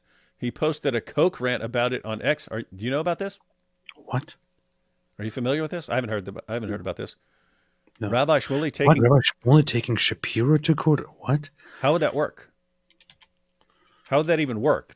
She doesn't work for them anymore. Somebody needs to tell Shmuley to shut up. But I really wonder what's happened. Let's see. Quit being rude. Yeah, look that up, and you can update us here in a second. He posted a Coke rant about it. Huh. You should review the Young Turks. I'm guessing YT. Young Turks, or is that YouTube? YouTube. You should review the YouTube or Young Turks video. Racist Christian thinks atheism is spreading Islam. About you, D Wood. Racist Christian thinks atheism is spreading Islam. Racist Christian. I might check that out. That might be a fun one to go through. I screenshotted that. About you, D Wood. Appreciate you all and enjoy the AP Dizzle dynamic. That's what we do. We have good dynamics. Can you explain why Muslims don't think Islam is responsible for Bakabazi? It is against Islam, but many Islamic cultures do it. It's similar with the Bakabazi. It's similar to, although I wouldn't even consider this as you have a better case for honor killings. So honor killings are a practice that predates Islam and that other cultures have had. There are elements in Islam which help justify the practice, right? Like in Islam, if you're going to justify honor killings, it's okay, this girl has done something that's goes against Islam. And according to Surah 4, verse 65, if she's not going along with everything Muhammad said, then she's actually an apostate. And what did Muhammad say about apostates? We all know. So you can justify the practice. And with the Bakabazi, that again would be a cultural thing. But given Islam and kids and all the sexual repression and so on, it becomes a bit easier to justify than it would be for certain other groups. Or to defend, or at least to ignore, and to let it slide. AP was never a true Muslim or atheist. He didn't date his cousins. It's probably the most airtight. My argument about inherent morality encoded goes rather towards theism, human beings created in the image of God. That's why animals don't follow morality. Well, I mean, animals, they're not following things for moral reasons. They can be programmed to do certain things. But yes, so divine command theory, ladies and gentlemen, people hear it for some reason and they think, oh, you don't know what, they give it like an Islamic interpretation, which has nothing to do with divine command theory, but they think when you hear divine command theory, that what that means is you don't know what right or wrong is unless you hear God telling you or you're reading it in the Bible or something like that. That's not what divine command theory is. Divine command theory is the idea that what your moral obligations really are, your actual moral obligations. Now, you could be told that something is a moral obligation and it's not actually a moral obligation, but if you have actual moral obligations, what those moral obligations ultimately are, they're commands of God. They are commands. And it's interesting because that's the easiest way to express them. If I say do not murder, as far as language is concerned, that's a command. Do not murder. It's okay. Where does that command come from? Do not torture old ladies for fun. Do not steal stuff that doesn't belong to you. These all sound like commands. So the question is, what's the status of command? Is it your parents telling you this? Is it society telling you this? Divine command theory is that these things ultimately are commands of God, and that's the basis for them. However, with that said, God can communicate those commands to you in all kinds of ways. One way that God could communicate commands to you could be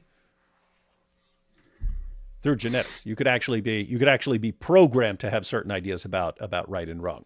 That's a good point. Yeah. Let's see, a couple more. Let's just jump into the video. Oh, we got a couple more. Jump back in this video. D. Wood, have you considered making a video that explains different rules of philosophy of Logic 101, but then apply them all to Islam, i.e. Mont and Bailey, modus ponens, straw man, red herrings? Yeah, I actually have thought it. I planned on that for years. Like, explain the fallacy or something like this, and then give a bunch of examples of it from like Dawa videos and so on. Yeah, been planning it for a long time. Never actually got around to doing it. But matter of fact, it's right in front. I even bought a big whiteboard so I could actually be writing it out because it's easier to discuss if you're writing it on a whiteboard. But yeah, maybe sometime in the future. But I think it's important because, there are massive books about logic and so on. As far as what's kind of relevant to people in everyday life, there's a handful of fallacies people need to be aware of because they happen all the time. So it's similar to psychology in that psychology is a huge field, but there are certain elements that people need to understand. People in general need to understand. What is the worst argument for God's existence? What's your thought on this? What's the worst argument for God's existence, AP? It's so bad that I forgot what it's called. the Anselm's thing. Oh, you're going to go with ontological argument? Yeah. The main rudimentary form of it. I'm trying to think because I don't want to say a bad one or a dumb one, and then like there are way worse ones. Because I've seen some stupid arguments over the years. Like one time, I got a message from a Muslim, and he said, Muhammad Ali was the most popular athlete in the world when he converted to Islam. Unless you can show a more popular athlete who converted to Christianity, you must accept Islam. And I was like, that is the dumbest thing I've ever heard in my life. So there are dumb arguments. I don't know. I'm assuming that there are all kinds of really, really stupid arguments for God's existence. Unless you're talking about like of the standard arguments for God's existence, which one is best? I mean, which one is worst? The best one is definitely look around you. Look at the mountains and trees. It depends on how you develop it, because there are people who rigorously develop philosophical arguments out of stuff like that. All right. Recently saw a channel called Rationality Rules, and it kind of you have to be joking. Rationality Rules, and it kind of shook my faith. Some things he says make sense, and it scares me how to deal with this. Foxy Grandpa, I actually think you're a troll. I seriously think you're a troll. Hey, AP, I didn't tell you this, but it was funny. Remember when Rationality Rules and what's that other channel that did a video with him? He's been on with us before. Myth Vision. They apparently responded to me, but it was after Rationality Rules posted one of the worst / dumbest / most deceptive videos I've ever seen in my entire life. That was supposedly a response to something else. And so I was just like, I have zero interest. And I even said it when we reviewed that. I was like, I have zero interest in responding to anything else. And then suddenly, but we made another 4-hour video response. I have zero interest in stuff like that. Anyway, we announced that I said it. I said, I'm not interested in covering any of this stuff. Anyway, right after I said, not interested in covering any of this stuff, I get this email and said, hey, David, I'm an ex-Muslim and I was thinking of converting to Christianity, but then I saw all this powerful stuff from Myth Vision and Rationality Rules. And I'm wondering if you could respond to all this powerful stuff that's really shaking my intention of converting to Christianity. Now, why it was interesting was it was sent to my private email. That message was sent to my private email, which is not listed anywhere, which means the only way you'd get that is if I've been in contact with you before, which means it's someone I've been in contact with. Uh-huh. And isn't that interesting? Anyway, nice try, Foxy Grandpa. Seriously, if someone said that their faith was shaken by Rationality Rules, I would think there's almost no hope for you apart from a miracle, because you would... That's pretty rude. Yeah. All right, back to this powerful. So I just looked at the whole thing that was just brought up about Candace Owens and Shmuley. Is there something going on? Apparently Candace Owens is suing Rabbi Shmuley, and he received notice of it. Wait, what? She's suing him? She's suing him, okay. And he's countersuing her, and also for what, like defamation stuff? So apparently, Candace is suing him because he started. Apparently, he listed her name on products or something like that. Like to give people discounts and stuff like that. But I don't think that's actually something to sue over. But then, she is in contact with Kanye and was in contact with Ben Shapiro. He got very angry about this whole suing thing, so he's now suing her for suggesting that he is responsible. Wait, Ben Shapiro? No, Shmuley is suing Candace Owens for suggesting that he is responsible for the killing of Michael Jackson. She actually said that he killed him. He killed Michael Jackson, and he wants to sue her over that statement and over several other things, and also wants to subpoena the communications between Candace Owens, Kanye, and Ben Shapiro, and he's also accusing now Ben Shapiro of being the creator of Candace and of having sent her into the wilds and let her out and to have made money over her Nazi behavior and so on. I don't know, wild stuff. This is wild stuff. all these wild people are fighting. It's kind of funny to me. Wow. I just wish all of them would be quiet. That would be a good approach, especially you, Candace, and Rabbi Shmuley. Not Ben Shapiro. Something seems to have snapped in you. Understandable. There are things that can really freak people out, and you look around, you see all these people calling for the destruction of Israel and so on. Could understand how that could send you off a deep end, but if you realize you've gone off the deep end on some issues, AP's got some good advice.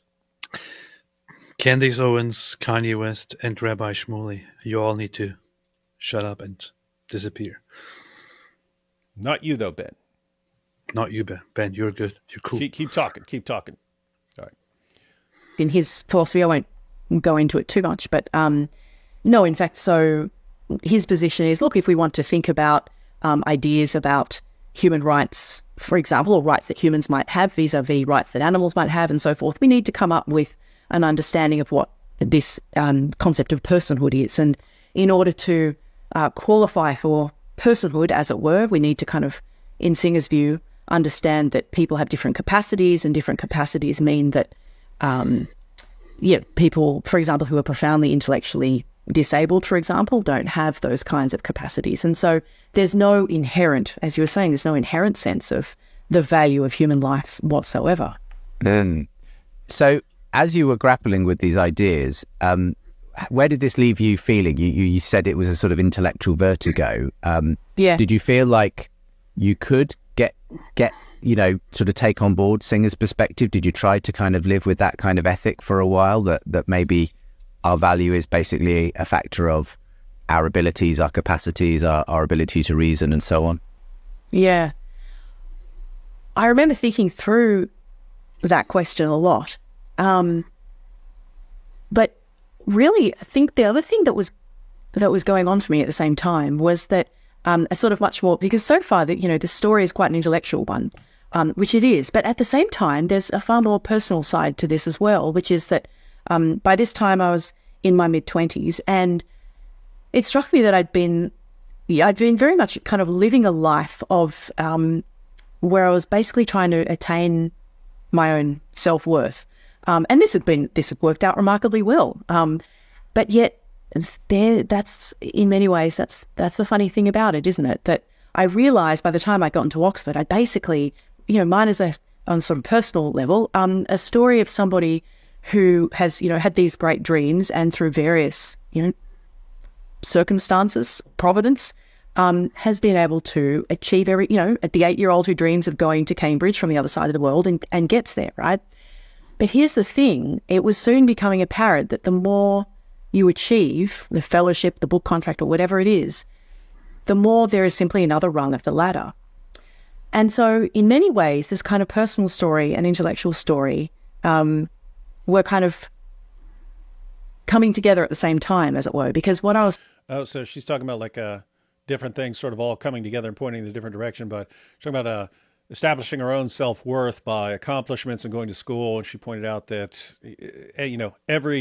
every step up the ladder, there's just another rung. It's like earning money, right? It's like, oh man, if I just had $1 million, everything would be good. And then you get $1 million. It's like, I really, really need 2, or I need 10 or something like this. You get 10. Come on, I got to have 50 and stuff like that. Starting to realize is that I'd kind of been living a life in which I had been trying to attain my own self-worth through hard work and through achievement, and living as if that kind of intellectual or academic success were ultimate. Now, that's not to say for a moment that the academic achievement isn't a good thing and an important thing. And later, when I became a Christian, read the Bible, there is an enormous emphasis upon the importance of using one's mind, because God gave us minds, and pursuing wisdom, which begins with God. But my problem is that I turned that into an ultimate thing. I sort of came to realize this rather slowly, but I turned that into the thing that I lived for, and what was becoming evident in my mid-20s at, the kind of high point in one's young life, as it were. By the way, AP, that's what you were kind of talking about earlier, as far as meaning and so on, meaning, ethics, and so on, and not having a foundation for it, you can kind of make up meaning as you go along. And you could have certain kinds of meaning, but As it were. you don't have kind of ultimate meaning. It seems like that's what she was wrestling with. Wait, I've got all these things I'm doing, I'm accomplishing all these things, but what's like, there's something that's not really well grounded in all of it. As it were, yeah. Yeah, as it were. That should be the name of our show, the As It Were Show, or Screaming Guts Podcast, one of those. I kind of like it when people say that. When say as it were. Yeah. When British people say it, I like it. It's kind of a nice thing to say. As it were. As it were. As it were. As a twir. You know, it'd be funny, have like a movie and a guy's like, as it were. And it's like, what's a twir? What is a twir? My You're a entire twir? life You're a I've been twir? wondering what You're a a twir twir? is. Alhamdulillah. Is that if that becomes the ultimate thing, the thing that you live for, even when it seems to kind of keep on giving, it's never, ever enough. And so actually what had happened is that when those two things kind of came together, I went through a period of really trying to ask more deeply, both intellectually and personally, well, what is this? What is the alternative story then?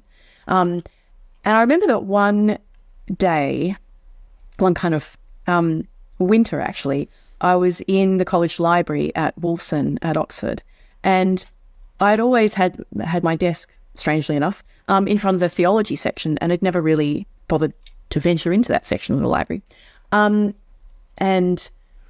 Oh, hey, so she's talking about her desk at the library. I'm guessing it's the same at Oxford. But yeah, in graduate school, you'll have a huge library. But if you want a desk to just be yours, you can have a desk and it will actually have your name on it. This is the desk for so-and-so.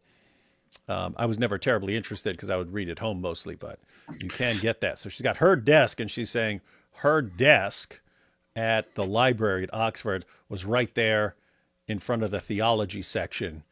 And anyway, I decided to wander along the shelves, and I picked up various books of sermons, and I started to read. I think, to be honest, I was probably, I didn't want to go near a Bible, but I started to read sermons. And what I discovered was... What'd you say? I said, this is my desk. There are many like it, but this one is mine. Mm-hmm, mm-hmm. And she was like that, and hers was in front of the theology section. And she says she grabbed a book of sermons and started reading sermons. That is an interesting... I don't think I've ever heard that before. Like, hey, I'm going to go read something. Let me pick up this book of sermons. Alhamdulillah. That I had actually never understood theology. I'd never even thought deeply about Christianity at all. And actually, the theology, the actual biblical story about who God is and who humankind is, I mean, humanity, which is so profoundly corrupt and sinful, and who has rejected God and yet has this kind of yearning sense that this world is not ultimately what we are made for or who we are made for, started to make profound sense for me. And of course, growing up as a millennial, the concept of sin is a difficult one to think through. Sin. And it takes some years, right? But what those sermons and what I, after that, sort of started to read theology and eventually the Bible, what this started to reveal to me was that actually the Bible story about who we are and who God is and how we have sinned and rejected God, and how at the ultimate, with paying this ultimate cost, there is the perfect human, Christ himself, God himself in Christ, who she has actually lived. This is a very important point, which I quickly want to point out. But she kind of looks like... you wanted to interrupt. Go ahead. She kind of looks like William Lane Craig.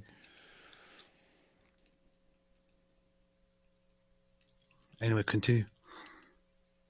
She's about 11,000 times more attractive than William Lane Craig. No offense to William Lane Craig. She's about 11,000 times more attractive than me. Yeah, but she looks like an attractive William Lane Craig. Yeah. What the heck are you talking about? which does not mean that William Lane Craig is not attractive. Of course, if somebody is interested in men, maybe they might find William Lane Craig attractive as well. But there's something about her that looks like William Lane Craig. These are the deep thoughts of the Apostate Prophet that he just interrupted this woman when she's talking about some of the most important stuff. And what she was saying, ladies and gentlemen, was she had all these ideas and beliefs about ethics and what human beings are, and that when she looked into these things from an atheist perspective, the new atheist, Peter Singer and so on, it didn't make sense. It didn't make sense. And she started reading sermons and thinking, wow, these sermons about Christianity actually make more sense of these things. Now, as I pointed out before, if you were an atheist, because it is interesting. It's like, wait, these are all these things I believe. And it makes no sense on atheism, which is what she believed at the time. It makes no sense on atheism, but it does make sense over here. So, I mean, if this is what makes sense of all these things, then maybe I need to believe this thing over here and reject the atheism. From an atheist perspective, if you actually wanted to respond to that, what you would say is, again, those ideas that you have were actually influenced by Christianity. That's why they fit well That's why they fit well with Christianity and don't fit well with atheism. So it depends on how seriously you take those ideas. Because the alternative approach is, well, I can't take those ideas seriously because they have no foundation on atheism. But fortunately, she chose the correct path.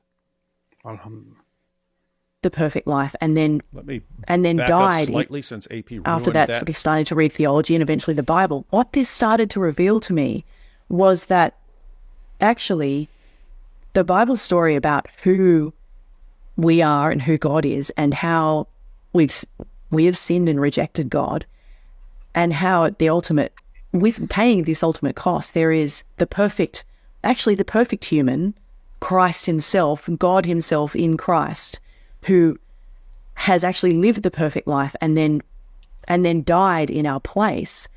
That story, very slowly, made not only intellectual sense to me, but was profoundly personally compelling, because it was abundantly clear that I was yearning for something that only God himself could satisfy. I later learned, that famous line from St. Augustine that talks about our hearts being restless until they find their rest in you, Lord. And by the way, all of that that's all very interesting as well. And so from an atheist perspective, what you'd say is we have this yearning for meaning and things like that. And that's why people come up with religion, because you have these built-in desires and so on. But even that is interesting, because from a Christian perspective, you would say, yes, because that's what you were made for. You were made to know God. That's why you have this desire for meaning and all these things. That's why you were built for this. Whereas from an atheist view, you'd have to say it's like a kind of accident. You just and it's kind of, it should almost make you like, gosh, boy, you poor human beings. You're built with this built-in desire for meaning that you can never actually have except by delusion. That would kind of be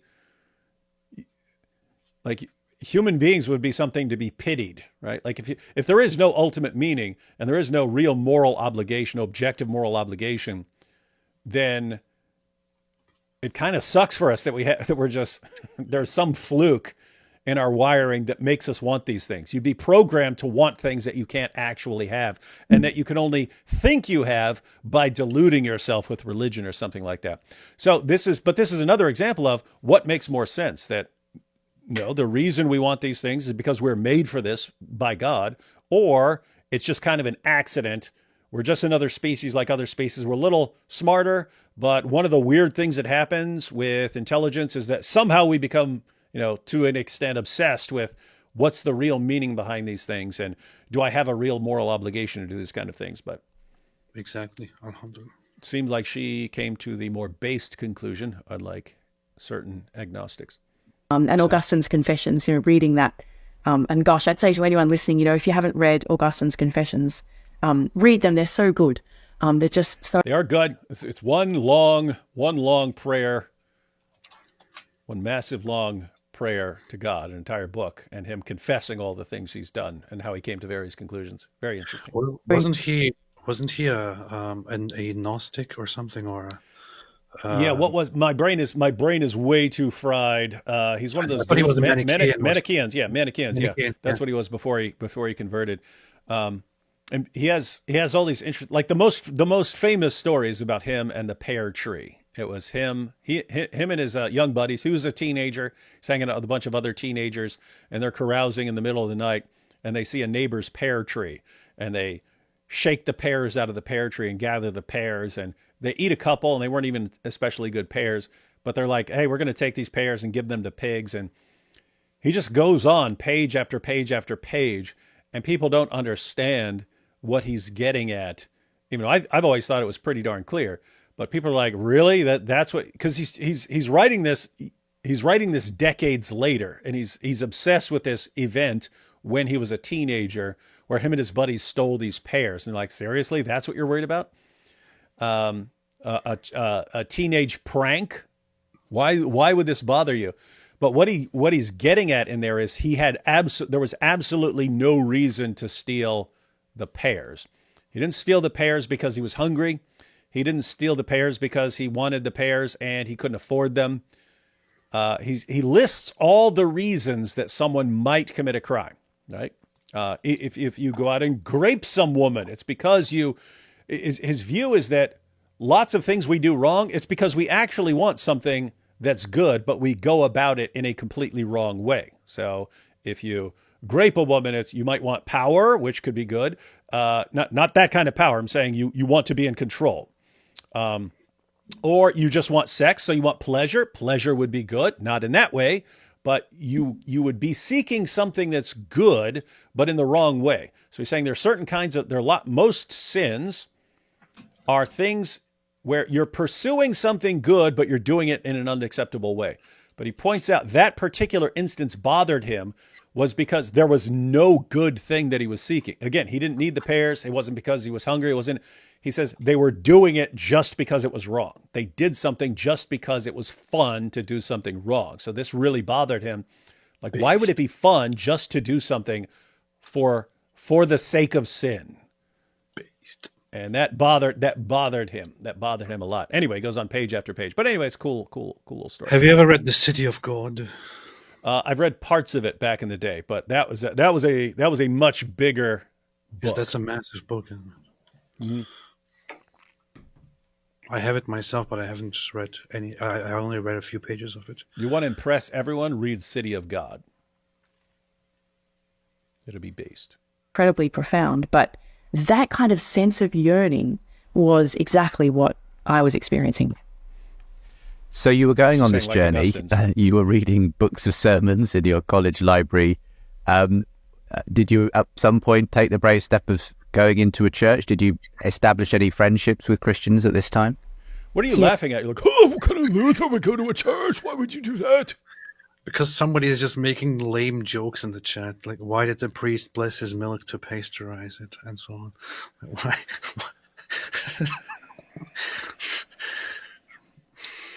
This is the downside of doing shows with AP and his ADHD. Yes. So this is a kind of, period of a few years here. I didn't step into a church earnestly seeking God, I think, until I was in America. So I had got a tenure track academic job at Florida State University in Tallahassee.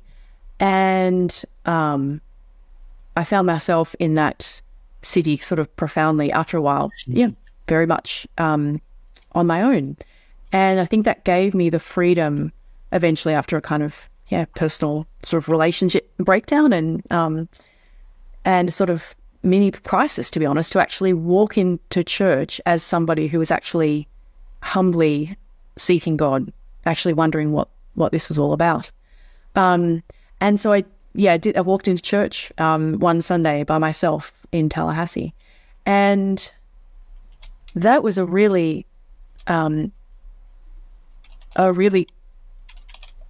unsettling but also profoundly beautiful experience, because in many ways, the world outside, and particularly if you've, for me, growing up in a very kind of secular society in which all things are very much are very mundane.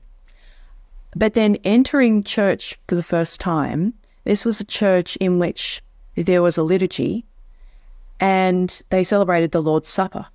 And I remember that there was a kind of and perhaps too, because, I'm a historian and so drawn to the profundity of all things historical and this idea that people have been uttering since Christ himself utters these words, this is my body, broken for you, that people have been uttering these words, singing these psalms and these hymns for generations.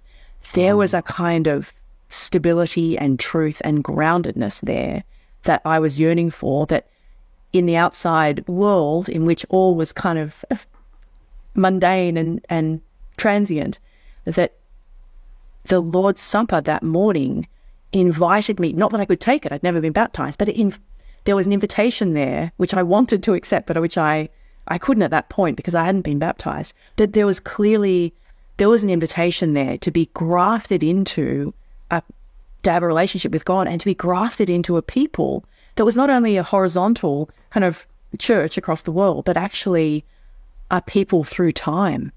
And that was really profound. Anyway, there was, several kind of months of rather feebly kind of attending church and not knowing what all this was really all about, and taking the catechism classes, taught very, very faithfully and hearing really good preaching and starting to read the Bible. And anyway, I was just 28 when I was baptized, in Tallahassee. There you Oh, wait. What? What kind of Christian is she now? I don't know. That's interesting. One of the versions that catechize people. That's why I'm asking. But that could be that could be Lutheran. That could be multiple things. So unless you find it, we would not know. That is interesting as far as predictions for the future, because she's covered a lot of different things. She's talking about how she believes certain things about what humans are and about right and wrong, and atheism didn't make sense of those, but Christianity did. Whereas here it's more along what she just said there. It's more along the lines of, hey, here's something that's stable and not changing in ways that society is massively changing right now. I think you're going to have, just from a psychological perspective, not even from like true and false perspective, I think you're going to be having more of that. And by the way, there are people who become Muslims because of that, right? Like they're freaked out. This is not what she's talking about, because this was a little bit, before some of the things that have happened in the past couple years. But there are people who convert to Islam just because they're freaked out by all the stuff, how rapidly things are changing. And hey, guess what? Islam does give you more stability in that sense, because the takeaway message is that, hey, if we all live and think and eat and breathe and walk and talk like 7th century Arabs, then we wouldn't be changing very much. That's true. So for someone who's freaked out by all the change, that's why you can, that's Daniel Hikikachu's appeal. Hey, look at all this stuff happening. Islam can save you from all this weird stuff that's happening in the world. But anyway, lots of people are going to be going through that. Like, given how rapidly things are changing, I need some stability and so on. Oh, well, she's an associate professor at the Catholic University, but that doesn't necessarily mean that she's Catholic. That doesn't mean she's Catholic, yeah. I went to Fordham, which is Jesuit University. There were only a couple of Jesuit philosophy professors there, even though Jesuits have a big emphasis on philosophy. But yeah, there were atheist professors, agnostic professors. Jesuits created Islam. Even though they were formed after Islam, it actually cracks me up. It's like Jesuits came along long after Islam. Some people. Yeah. All right, let's take these couple super chats real quick. And then this is from a longer interview. We're about 20 minutes into it. The whole thing is just under an hour. We're not going to watch the whole thing, but this next little section here is relevant. Is she And then, Anglican? Somebody said she's Anglican. Somebody said Episcopal. I don't know what's true here. So that's pretty much the same thing, isn't it? Yeah, whatever. I don't know. Somebody tell us. let's see. What are the best responses when people counter my arguments about the dangers of Islam with all extremism is bad or all religions are bad, atheism is good? Also, D Wood, AP, you're based, Daily Wire, and Associated Press, you're based. Most reliable news platforms on the internet, most definitely. What are the best responses when people counter my arguments about the danger of Islam with all extremism is bad? Can you point me at the extremism? Can you show me where the extremism is taking place? Where's the Christian extremism taking place? What is the predominant Christian extremism doing around the world? How much of terrorism is Christian extremism responsible for? How much is Jewish terrorism responsible for? How much is Hindu terrorism responsible for? How much is Jain terrorism responsible for? What do Jains prominently do, famously do that is just extremely extremist? What do Buddhists do? Buddhists seem like very, very extremist, very violent, intolerant people, right? So what exactly what exactly are we talking about when we say extremism? When it comes to religiously motivated terrorist attacks or terrorist attacks in general, Islam takes the cake and is responsible for more than 80% of terrorism-related deaths. That kind of looks like that there is something specifically messed up about Islam. Yeah, there's something different about this. One of these things is not like the other. You might need to sing that song to your atheist friends there, Mr. Yes Minuk.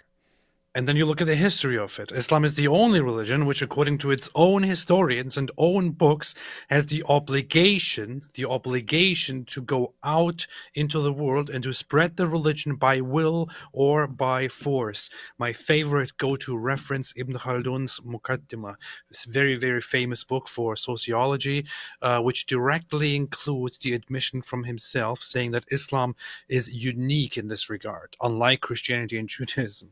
So Muslims have the obligation to spread the religion by will or by the sword, which is why European nations very early on went into nation building, went into early forms of nationalism and built, for example, Italy and France and so on, and England, while the Muslims maintained their ambition to have a united empire and to constantly conquer and conquer and conquer and spread the religion.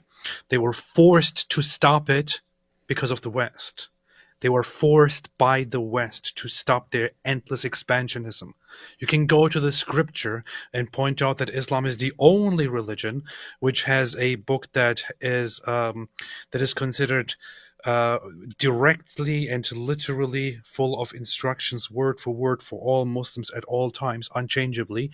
And you can find there in chapter 9, verse 29, that it says, "Fight those who do not believe in Allah and His Messenger and who do not adopt the religion of truth," meaning Islam, among those who follow the scripture, meaning Jews and Christians. So it commands Muslims to fight the Christians and the Jews and also to fight everybody else and to subjugate and humiliate them and take protection money from them and to turn everyone into subjects and to kill them. Islam is the only religion that has such things. There is no other religion that has any such things, which is why Islam tends to turn people into extremists, which does not happen because Muslim countries are just treated so badly and bombed and so on. That's right. It's because of climate change. Yeah. Hiroshima was bombed. Japan was brutalized in World War II. Right, it turned into an extremely peaceful country and is currently far ahead of the entire Muslim world. So... and so on. Yeah, what you can say is, are you serious? What? Go ahead. What do you mean? Go ahead. I'm saying, do you have that just to look cool, or can you actually do anything with that? No, I just got it because I thought it's cool. Doesn't that look like I can't even tell. It looks like an electric guitar that you couldn't even play right now. Yeah, I can play it like a normal guitar. You should get an oud. You know about that instrument? Yes, of course I do. Is that one of those things where they have the weird sign like? It's a Middle Eastern. Yeah. I also got a You even name, have a which- price tag still on that thing. Would you just get this today? Yeah, I just got it today because I thought I should make a video with an electric guitar. Yeah, you'd be super cool and bass. That'll help encourage everybody. But I also always wanted to have an electric guitar, even if I can't play it. But I thought maybe I should start learning it. Yeah, so Emily looked it up on her website here and says she quotes it, Sarah and her family are active members of a Sydney Anglican church. So now you know. Sydney Anglican Church. Back on the topic, so Mr. Yes Manak, so what you can say is to your friends that, anytime you have human beings involved, human beings can decide to go on a killing spree or to do terrorism, right? A human being can decide that, whatever his ideology is, even if his ideology or his religion, whatever, condemns that behavior, people can always be disobedient. The difference between Islam and other things is Islam actually advocates and commands it. And that's why it's much more prevalent there. Can a Christian or a Jew or an atheist say, you know what, I got to go kill a bunch of people? Yes, that person could. And depending on whether their ideology or their worldview contains commands not to do that, they could, in theory, be inconsistent with their own position. In Islam, it's perfectly consistent to want to subjugate the world and to use terrorism as a method for getting what you want. So that's why on the one hand, there is a huge difference between Islam and other religions. Matter of fact, every year on the Religion of Peace website, every year during Ramadan, he'll have the Ramadan Bombathon. I make videos sometimes about the Ramadan Bombathon, where he goes through all of Ramadan and he keeps a scorecard. And the scorecard is terrorist attacks carried out in the name of Islam and terrorist attacks carried out in the name of all other religions combined. Islam always, always, always wins by far. It's not even close.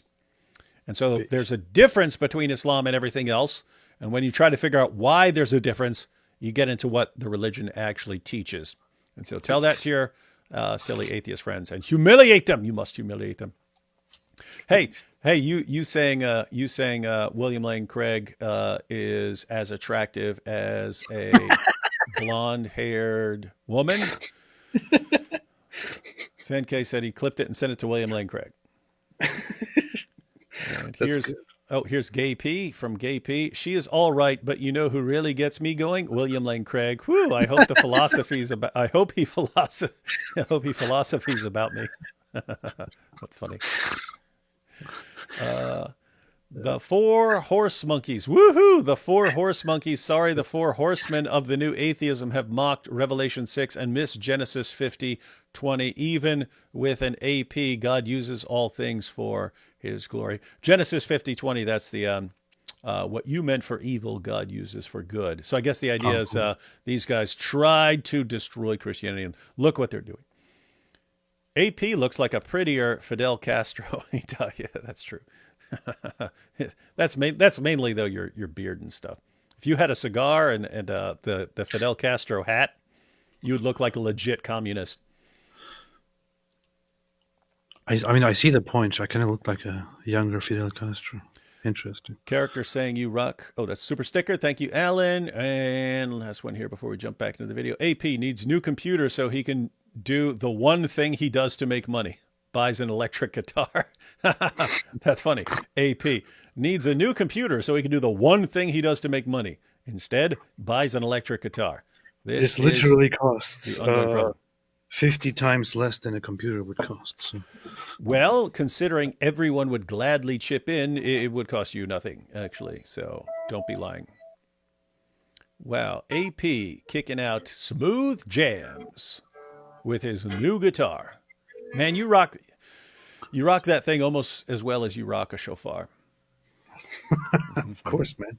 Mm-hmm. Of course. All right.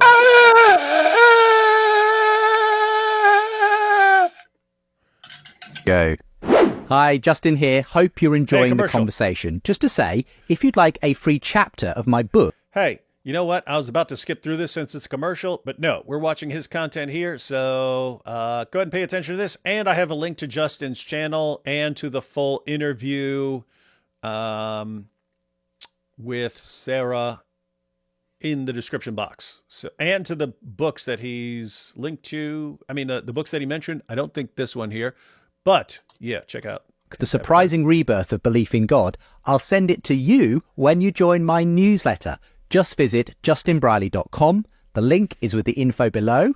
Now, back to the conversation. I'm sure you've done a lot of putting the pieces together since that time as well. And there's obviously we all go on a continuing journey. But what difference did it make at that?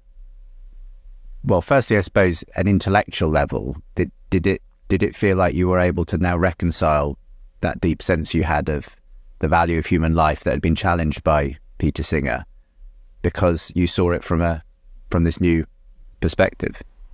So anyone who's tuning in late because you rudely weren't here at the beginning, she was talking about she was raised in basically a secular environment in Australia, went to Cambridge and Oxford, had certain beliefs about what human beings are and right and wrong and so on, realized, spurred on by the new atheists and by the ethicist Peter Singer, realized that atheism can't really account for things she believed, started reading sermons at Oxford, realized that Christianity seems to be able to make more sense of these things she believed, and then eventually, when she was in the United States, started going to church, was attracted to sort of stability that comes with these rituals and so on that have been around for many centuries, became a Christian. And so now Justin is asking, okay, so you had these, you said yearnings and so on for things involving meaning and so on,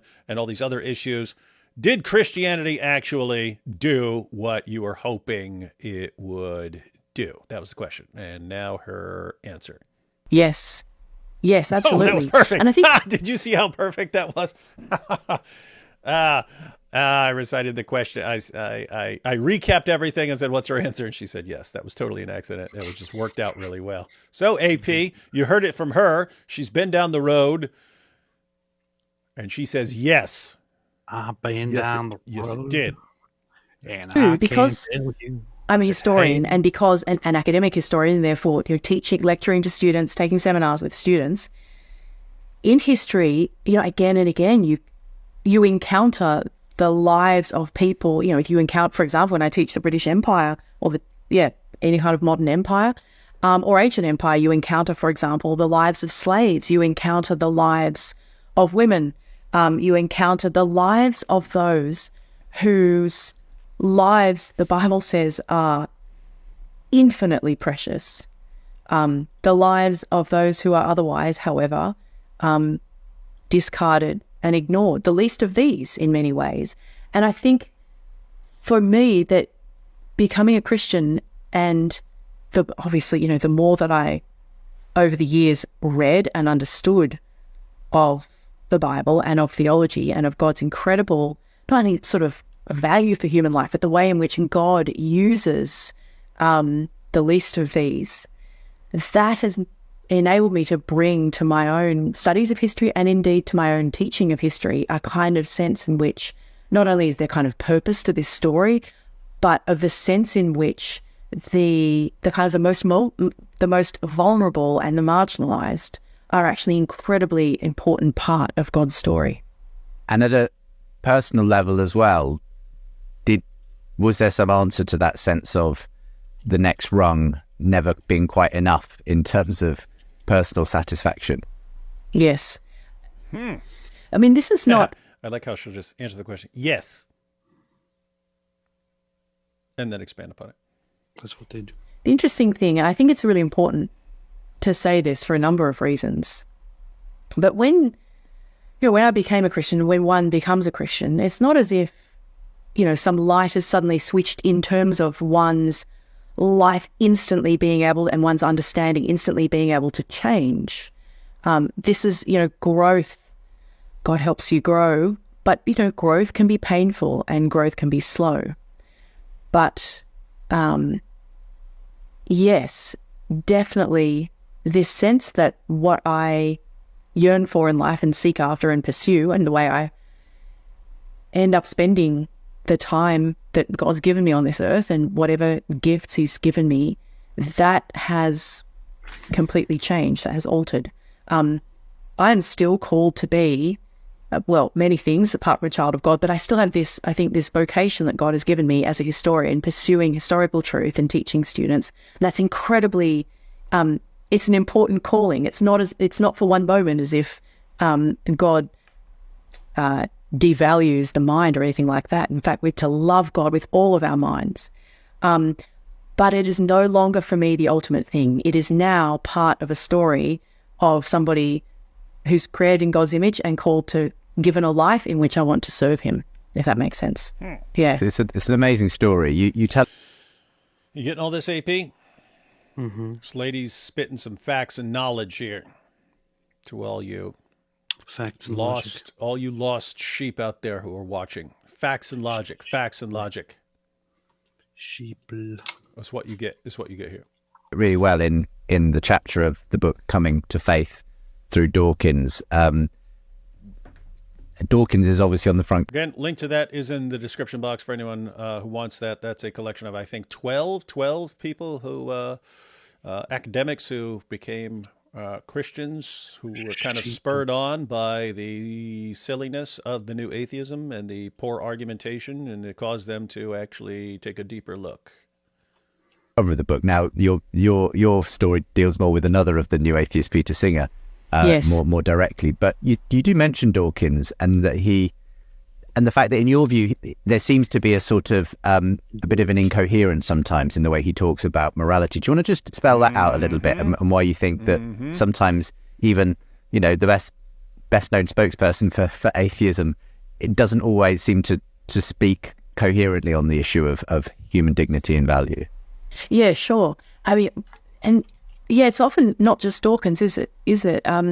Because I think often there's a kind of inconsistency in the sense that on the one hand, Dawkins and other new atheists are committed to arguing, look, there is no ultimate morality, there's no objective truth, and yet and so they shouldn't really be making any kind of moral claims. And yet, on the other hand, there are often these kind of highly moral claims that they want everybody to assent to, and yet they can't ground. So, for example, I just remember Dawkins in one particular interview talked about how, look, nature is blind, pitiless, and indifferent, his famous phrase there, and also it's kind of red in tooth and claw, but I don't want to live in a world like that. And therefore, there'll be, to paraphrase him, he'll encourage people to go and be kind and compassionate and so forth to one another. And yet there's a kind of deep logical inconsistency there, isn't there? Because if there is no ultimate morality, and indeed if Christian morality is just a fiction, then the idea somehow that everybody ought to be compassionate or loving to one another or respect each other's rights and so forth, all of these things fall down. Yeah. That's true. We have the comment here. Dawkins helped me a lot to lose my faith in 2010. Now he helped me regain it back. Bless this man. Dawkins helped me lose weight. You're doing great work, Richard Dawkins. I mean, think, at the end of the day, as far as the future is concerned, he's going to go down in history as the person who showed people what the real consequences of mass conversions to atheism would be. It wasn't good, but thank you. You as disastrous as it is, Richard, you did teach people an important lesson. And I mean that seriously in the sense that sometimes ideas make sense in people's heads, and then they don't. Yeah, when you actually put those ideas into practice, they're disasters. I'll give you an example of something within our lifetimes. It was, and some of you may not remember this, I was dealing with Islam back then, mainly on the left. There was this idea. If you go back before Obama, during the time of Obama, but even before that and so on, there was this idea that the reason you have all these terrorists coming out of Islam and so on is because they've been disrespected. They feel disrespected. We've shown contempt for them, and we've hurt their feelings a lot. And this is what's causing them to react like this. So if we were to just reverse this, if we were to reverse it, if we were to go and apologize and ask for a fresh start and say, hey, we like your prophet. We like your religion. Can we just get along now? Their hearts would melt. But instead, everyone's just dropping bombs on them and so on. So if you just said, hey, let's start over. We love you. We love your prophet. We love your book. We love all this stuff.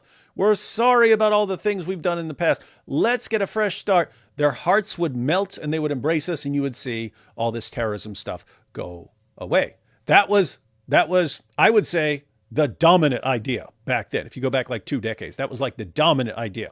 The reason these guys keep attacking is because they've been hurt and they've been insulted and they've been disrespected. So just reverse it, show them some respect, praise their prophet, praise their religion, and things are going to change. And you saw George Bush, he was praising Islam. Islam's wonderful, but Obama really dialed it up with the Cairo speech. He went over there, brilliant speech, brilliant, masterful speech. It was the greatest possible speech you could give if that theory is correct. So he gave that speech. Let's have that. We respect your prophet. We love your prophet. Hey, we were in the wrong. We've done bad things. Hey, let's just get a fresh start. What did you get? What's the ultimate outcome of all that? Death ISIS. ISIS. That's what you got out of that, right? It didn't work. Why? And guess what? Now I don't hear that view nearly as much. I don't hear that view of, oh, they just feel like they've been disrespected. That's the real source. I don't hear that nearly as much anymore. I'm talking like 1% of what I used to hear in like 2006, 2008, and so on. Why? They put their theory into practice and lots of people died and lots of people suffered horrible abuse and lots of people were brought into sex slavery and it was a disaster trying to deal with that problem. So you had an idea in people's heads, see, we could just fix all these problems by implementing our ideas, and nothing worked the way you expected it to work. Very similar to the new atheism. Here's the way things will work. Here's the way things work in my head. And all we need to do is make the world line up with what's going on in my head. And then you try it and it's actually a disaster. That should tell you something, that your idea was stupid and it should have been kept in your head and not put out into the world. But now that it's been put out into the world, we can thank you at least for showing people that when you have that idea in your head, you need to keep it in your head. Because if you actually put it in the world, complete disaster. All right. And I guess there's that old sort of that is of science doesn't equal an ought of how you ought to live your life. There's a sense in which Dawkins and many of the new atheists are very well known for their scientific acumen and everything else, but it doesn't necessarily buy you a moral world, does it? No, that's right. And I think that's also something that really struck me, because in my life, one of the things that I had to confront when I did all this reading of the new atheists was that moral feelings, moral intuitions are one thing, but the idea that one ought to live in a particular way is quite another. So while I might have particular moral feelings about the innate sanctity of human life and the value of human life, if there's no way of grounding them, then I lack integrity, really, if I'm an atheist, because I'm assenting to a series of moral views that actually can't be grounded in atheism in the first place, in a kind of cosmically accidental universe. You are a Christian now, and you've been continuing, though, as a historian, researching, writing. You've got a really exciting book. Just give us a sketch of what it's all. All right, so now she's going into her book. Again, that basically changes the discussion to talk about that. Again, there is a link to her book in the description box for those. That's the Priests of History. And so you have a link to that, and you have a link to the book about Dawkins accidentally leading people to Christianity. And yeah, they address a couple more topics. So the link to the full discussion for those of you who want to continue, that's in the description box. The books are in the description box. Anything you want to check out. But we'll take a couple super chats and then be out for the day. Response to AP's Islamophobic racist message about Islam and why it has violence.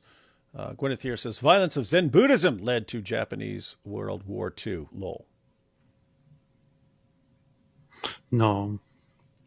You heard it here, Gwyneth. You've been refuted by AP. So, sorry. In your face. Don't say things like that anymore. Big Bird 2, the new atheism of this Stonebreaker lady in Ezekiel 36:26. God is truly the best author and comedian like Turkey, a country of wolf people. Lol. Ezekiel 36:26. That's the I will remove your heart of stone and give you a heart of flesh, so on. So I guess it's pointing out that the new atheists are actually playing a role in that, and that it's pretty funny, and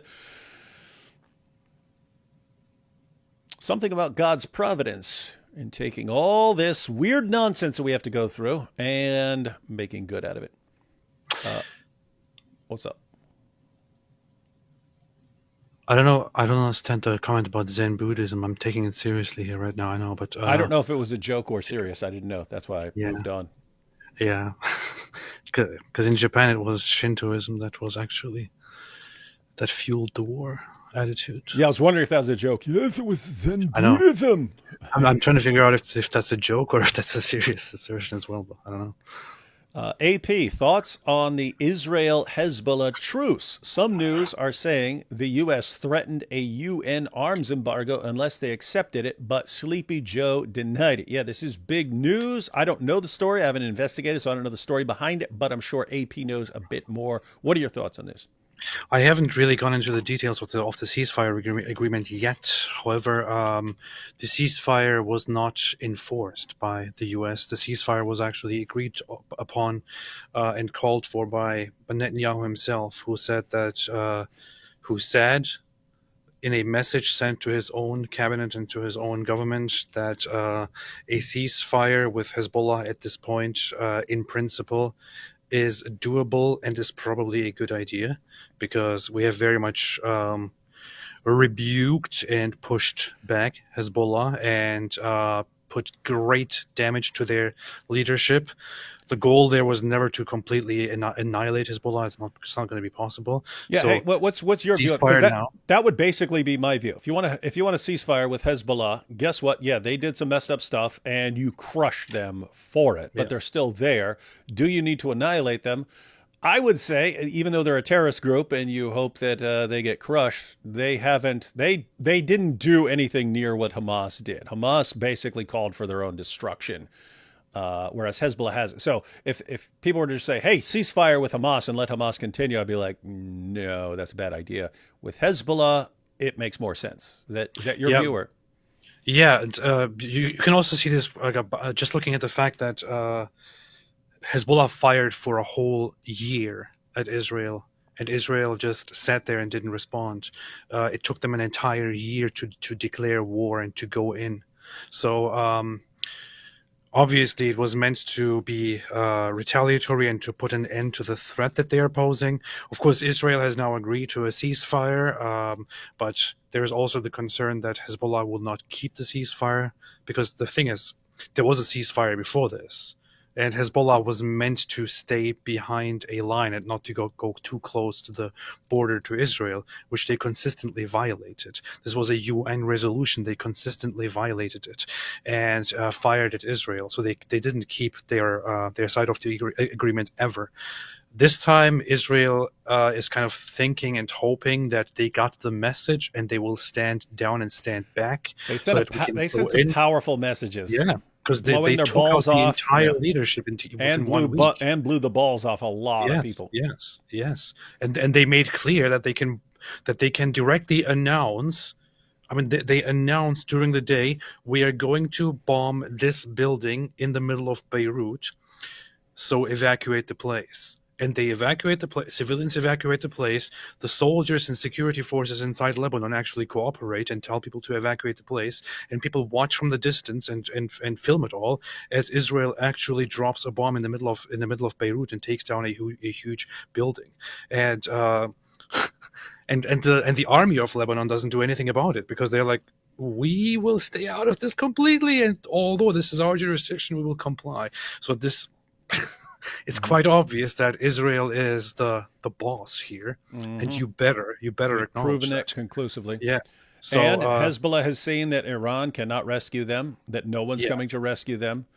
And so, yeah, makes sense to make your point as far as what Israel has just done. We've proven to you we are way smarter than you. We are way more powerful than you. We can blow your balls off. We can completely destroy your entire leadership in a week. Makes sense because if you're thinking long term, as an Israeli, you'd be looking forward to Iran falling, the government falling in Iran, and what sort of impact that's going to have on Hezbollah. Because guess what? I mean, Iran collapsing, that's going to affect Hezbollah in a lot of ways. So I'm not even talking about Israel actually going and making Iran collapse. Looks like Iran's going to collapse in one way or another, whether from within or from without or from a combination of factors. They just keep picking fights with people and with other countries, and they can't win those fights. And they're dealing with an impending civil war. And so looks like Iran is in the near future going to have a regime change. And so maybe they don't even have to deal. Maybe Israel doesn't even have to deal with Hezbollah because Hezbollah is going to lose its support.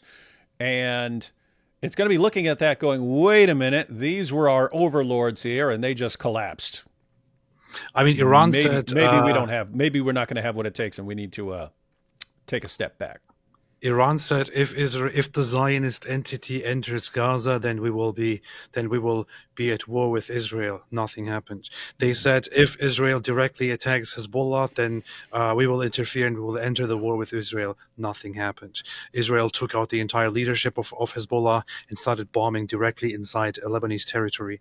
Nothing happened. Iran stands down because they are terrified of Israel. So the message is quite clear, and Israel wants to take the opportunity to say, okay, we have made our point, we have sent the message, it's time to get back and focus on Gaza to finish the project and get rid of Hamas and have it all under control and to finish the war effort and put an end to it, because this cannot go on forever. So insofar, I think it's a good idea to have ceasefire with Hezbollah. There should not be a ceasefire with Hamas. But permanent ceasefire with Hezbollah, if it works and if Hezbollah abides by it, is only useful right now. Yeah, that's the if. All right, you guys agree? You're not going to launch any rockets, and you're not going to be operating past that line right there. And as long as you abide by that, we will not do anything to you. If you do not abide by that, get ready for round two and get your balls ready. And the good thing is also not going to last long. The good thing is also that they also agreed with the Lebanese army, and the Lebanese army is going to go to southern Lebanon, and is going to deploy like 5,000 personnel, soldiers to the southern border to Israel. So the whole part in the south that was occupied by Hezbollah will be removed there, and the Lebanese army will instead go down there. And the Lebanese army is no enemy of Israel. So. And that's what you would prefer. That's what you would prefer if you're in Israel, right? Like in Gaza, Hamas controls Gaza. So there's no one in Gaza that can control Hamas for you. Whereas in Lebanon, you have a lot of people who do not want a fight with Israel. And so if these guys have some incentive to keep Hezbollah in check, great. You don't have to continue a war with Hezbollah. You let other people take care of it. Good stuff. So yes, it seems like we both approve of a ceasefire with Hezbollah as long as Hezbollah keeps their end of the deal. They've messed up and they were punished for it. They messed around and they found out. And so they'll have this as a good learning experience. This is a funny thing. CC Unit says, what's your thoughts on the IDF going into a church and mocking the Virgin Mary and destroying the church? Is it referring to a video that's completely wrongly described here. It's not the IDF doing that. There's a video going around where some soldiers went into a church in southern Lebanon, which is common practice. If you are in a war zone, you go into every single building to take control of the situation. And there was a video where some soldiers went in there and started goofing off and doing dumb things like pretending to get married to each other and so on. And this went viral. And as soon as it went viral, guess what happened? CC? The IDF made a public statement and said that this is shameful and does not represent the IDF and Israeli values, and those involved in this will be subjected to disciplinary action. Does this now mean that the IDF is evil? No, this means that all Jews approve of this. That's what we always hear, isn't it? I mean, you have Christians going and doing dumb stuff in Christian churches. You have Muslims going and doing dumb stuff in Muslim mosques. You have Jews going in and doing dumb stuff in synagogues. And then you have sometimes your own religious group going in and doing dumb stuff in the other people's religious places. Does that now mean that because some dumb people did something dumb, that you are supposed to now blame the entire establishment, the entire organization, the entire religious group? No. Yeah, what AP, you don't understand. No, it doesn't mean that with anyone else. It does mean that with Jews. If Jews are involved, then anything any Jew in the world does, or anything any Jew has ever said in all of history, you can take it and apply it to all Jews and say, see, this is what Jews do. So I don't know where you've been. I thought this was clear because you've seen it. You've seen it a lot over the past year and some change. You know what I find so ironic about this whole thing? That this has been going on for centuries, maybe for 1,000 years. You will have people saying, "Oh, Jews! Look what the Jews do! The Jews say this, and the Jews do that, and the Jews say they want to kill us all." And then the Jews say, "Oh, the Jews hate all of us. The Jews hate all Muslims. They hate all Christians." And then the same people who make these assertions actually end up being the ones who demonize all Jews and who say really messed up things about them and who suggest that you should be intolerant and violent against them, and thereby ironically become the very same thing that they accuse the Jews of being, without ever establishing that Jews actually are that. So then you have people going around saying Jews are evil, they think we are all evil and we should be killed. But these very people are the ones who actually believe Jews are all evil and Jews should be killed, which is just so dumb. And this is also, I recently looked into, and I'm very glad to see that Dr. Michael Brown made a video about this, and Sam Shimoni even made a live stream about this, which I found very based, about Martin Luther. And sorry for all those who would get offended by criticizing Martin Luther. No one's going to get offended if you. In fact, but little side note. It's interesting because from a Protestant perspective, Luther should be totally open to criticism because he's not. There is no Pope-like figure where, I mean, even Catholics can criticize the Pope and so on. Certain kind of statements that he makes that you're not supposed to question. But from a Luther is not infallible from a Protestant perspective, and therefore, if he crosses a line or says something stupid, you, as a Protestant, would not be obligated to. But he was a lunatic, and the thing is, a lunatic can give you some great things, and you can take those great things as well. And maybe you can accept that he came and addressed some very, very serious issues, and actually brought great enlightenment to your faith. You could accept that while also accepting that the very same person who did that is a human and was literally a lunatic. So here's the thing: he wrote a book. To be clear, it seems he had some mental difficulty, and they got worse as time went on. And that's so if you catch him when he's young, you can say, okay, this guy's pretty good here. And I seem to I don't know, just like someone who breaks down and starts seeing conspiracies everywhere. Like it's like a parallel with that. And so on. He did what Muhammad did. it's kind of funny. He did exactly what Muhammad did. He started first reprimanding Christians for being unfair to Jews, and said the only reason that Jews have not accepted Christ and have not converted to Christianity is that Because you've been we mistreated. have failed to properly treat them and to properly And you've presented them a corrupt message. If you present the truth, then they'll convert. Yeah. Then he started with his own approach, because he was like, and yeah, if we just do it the right way, the way I will do it, then they will understand and they will convert and so on. So he goes to the Jews and starts preaching to them, and the Jews are like, no. And then he starts with his lunacy about how the Jews are actually evil and they follow Satan, and then he starts going into all of the conspiracy theories and actually starts asserting that Jews sacrifice babies and drink their blood and are behind all the chaos in the world and so on. And he wrote a book that is very ironically called On the Jews and Their Lies. And the funny thing is, I have the book and I started studying it. And bet you do. And the funny thing about it is that the book is called On the Jews and Their Lies, but it's filled with lies. He lies about them nonstop, and then suggests. He says, my suggestion to Christians is that we should no longer tolerate these filthy, evil, satanic beings, and that we should indeed start burning down their homes and their synagogues and bury them under the dirt, and also possibly put them to the sword, or at least enslave them and so on. It's like, what? pretty bad. And this is the thing. Like, the very same people who get into this whole lunacy of accusing others, especially the Jews, because it's just always so easy, of doing and saying and believing messed up things, start actually doing those very same things against the Jews that they accuse the Jews of. You could now have Jews like turning around, isn't it? You could have Jews now actually turn around and legitimately say, look at this, Christians say all of these things about us. Christians want to kill us. Christians believe this and this and this and that about us. They could legitimately just do that, because the very same people who depict Jews as devils do that very same thing.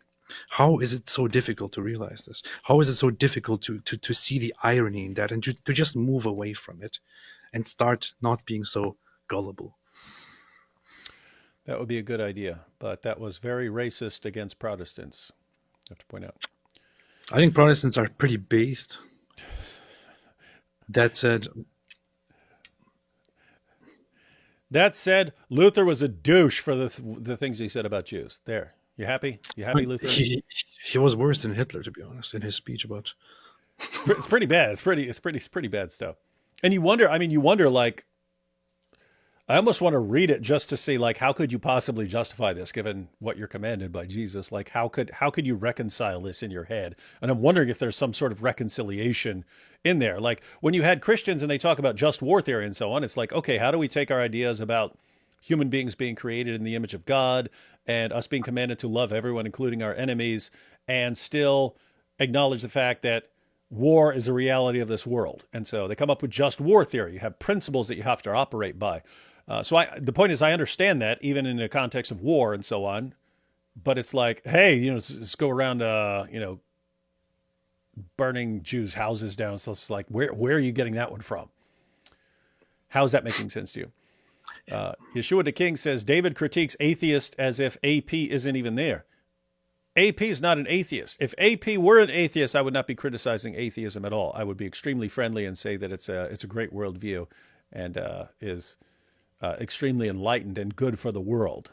But AP is an agnostic, so I can talk trash about atheism now. Atheists make me sick. Comrade Mike Wingelinge, nothing be upon me. I was an atheist before this stream, but now I'm even more atheist. It has increased my atheist iman. I don't even believe I exist anymore. Solipsism is cryptotheism. That's funny. If you guys know what solipsism, you'll know how funny that is. AP, play long intro for Hotel California, please. Yes, inshallah. Do you know the intro for Hotel? You know what he's talking about? You know what LaBelle is talking about? Yes. Yeah, that's awesome. I know. Awesome I song. still intro. listen to that. I still listen to that song quite often, as if it was a new song. Hotel California. Yeah. Phenomenal song. Phenomenal song. Yep. All right, AP, you got to translate this for us. What? You have one job. You have one job. That's the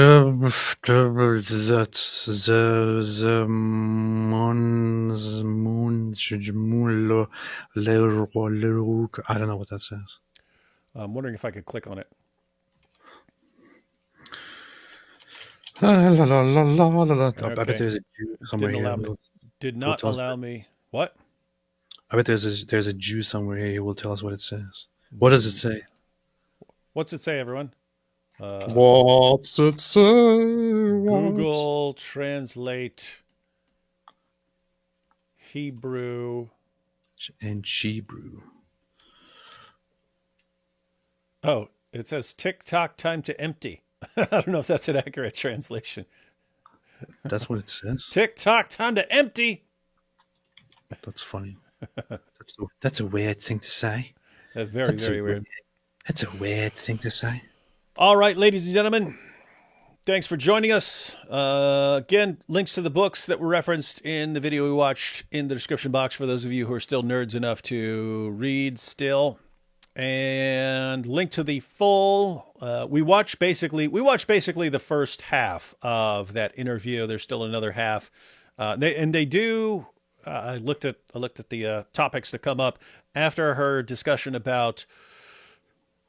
It's actually interesting, her perspective on history. She's saying that we live in an ahistorical era and that people are so hyper individualized and so on that they don't see their connection to history or their need for it and so on. And it looks like there's a discussion about the scientific revolution and so on. So you could check that out. Other than that, I don't even know what our schedule is for the rest of this week. We've got How do you pronounce this, Yusuf? Is this Tik Tok Zaman Lerokan or something like that? Yeah, did you just is this basically just a transliteration? No, I think it says some Zaman there, which means time. So I wonder if this is supposed to be a literal translation or what is this? Did I even pronounce it right? Let me know. Lerokin. No, you didn't, because you don't know the language. If it were Turkish, you would have probably gotten it almost right. Alhamdulillah.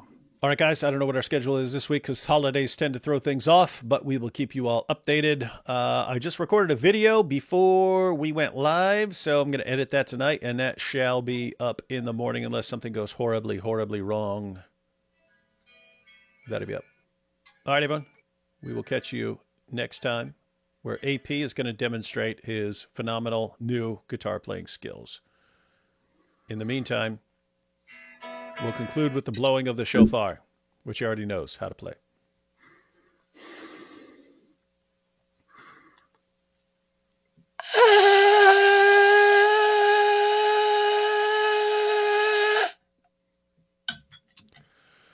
Let's see the Eagles play that one.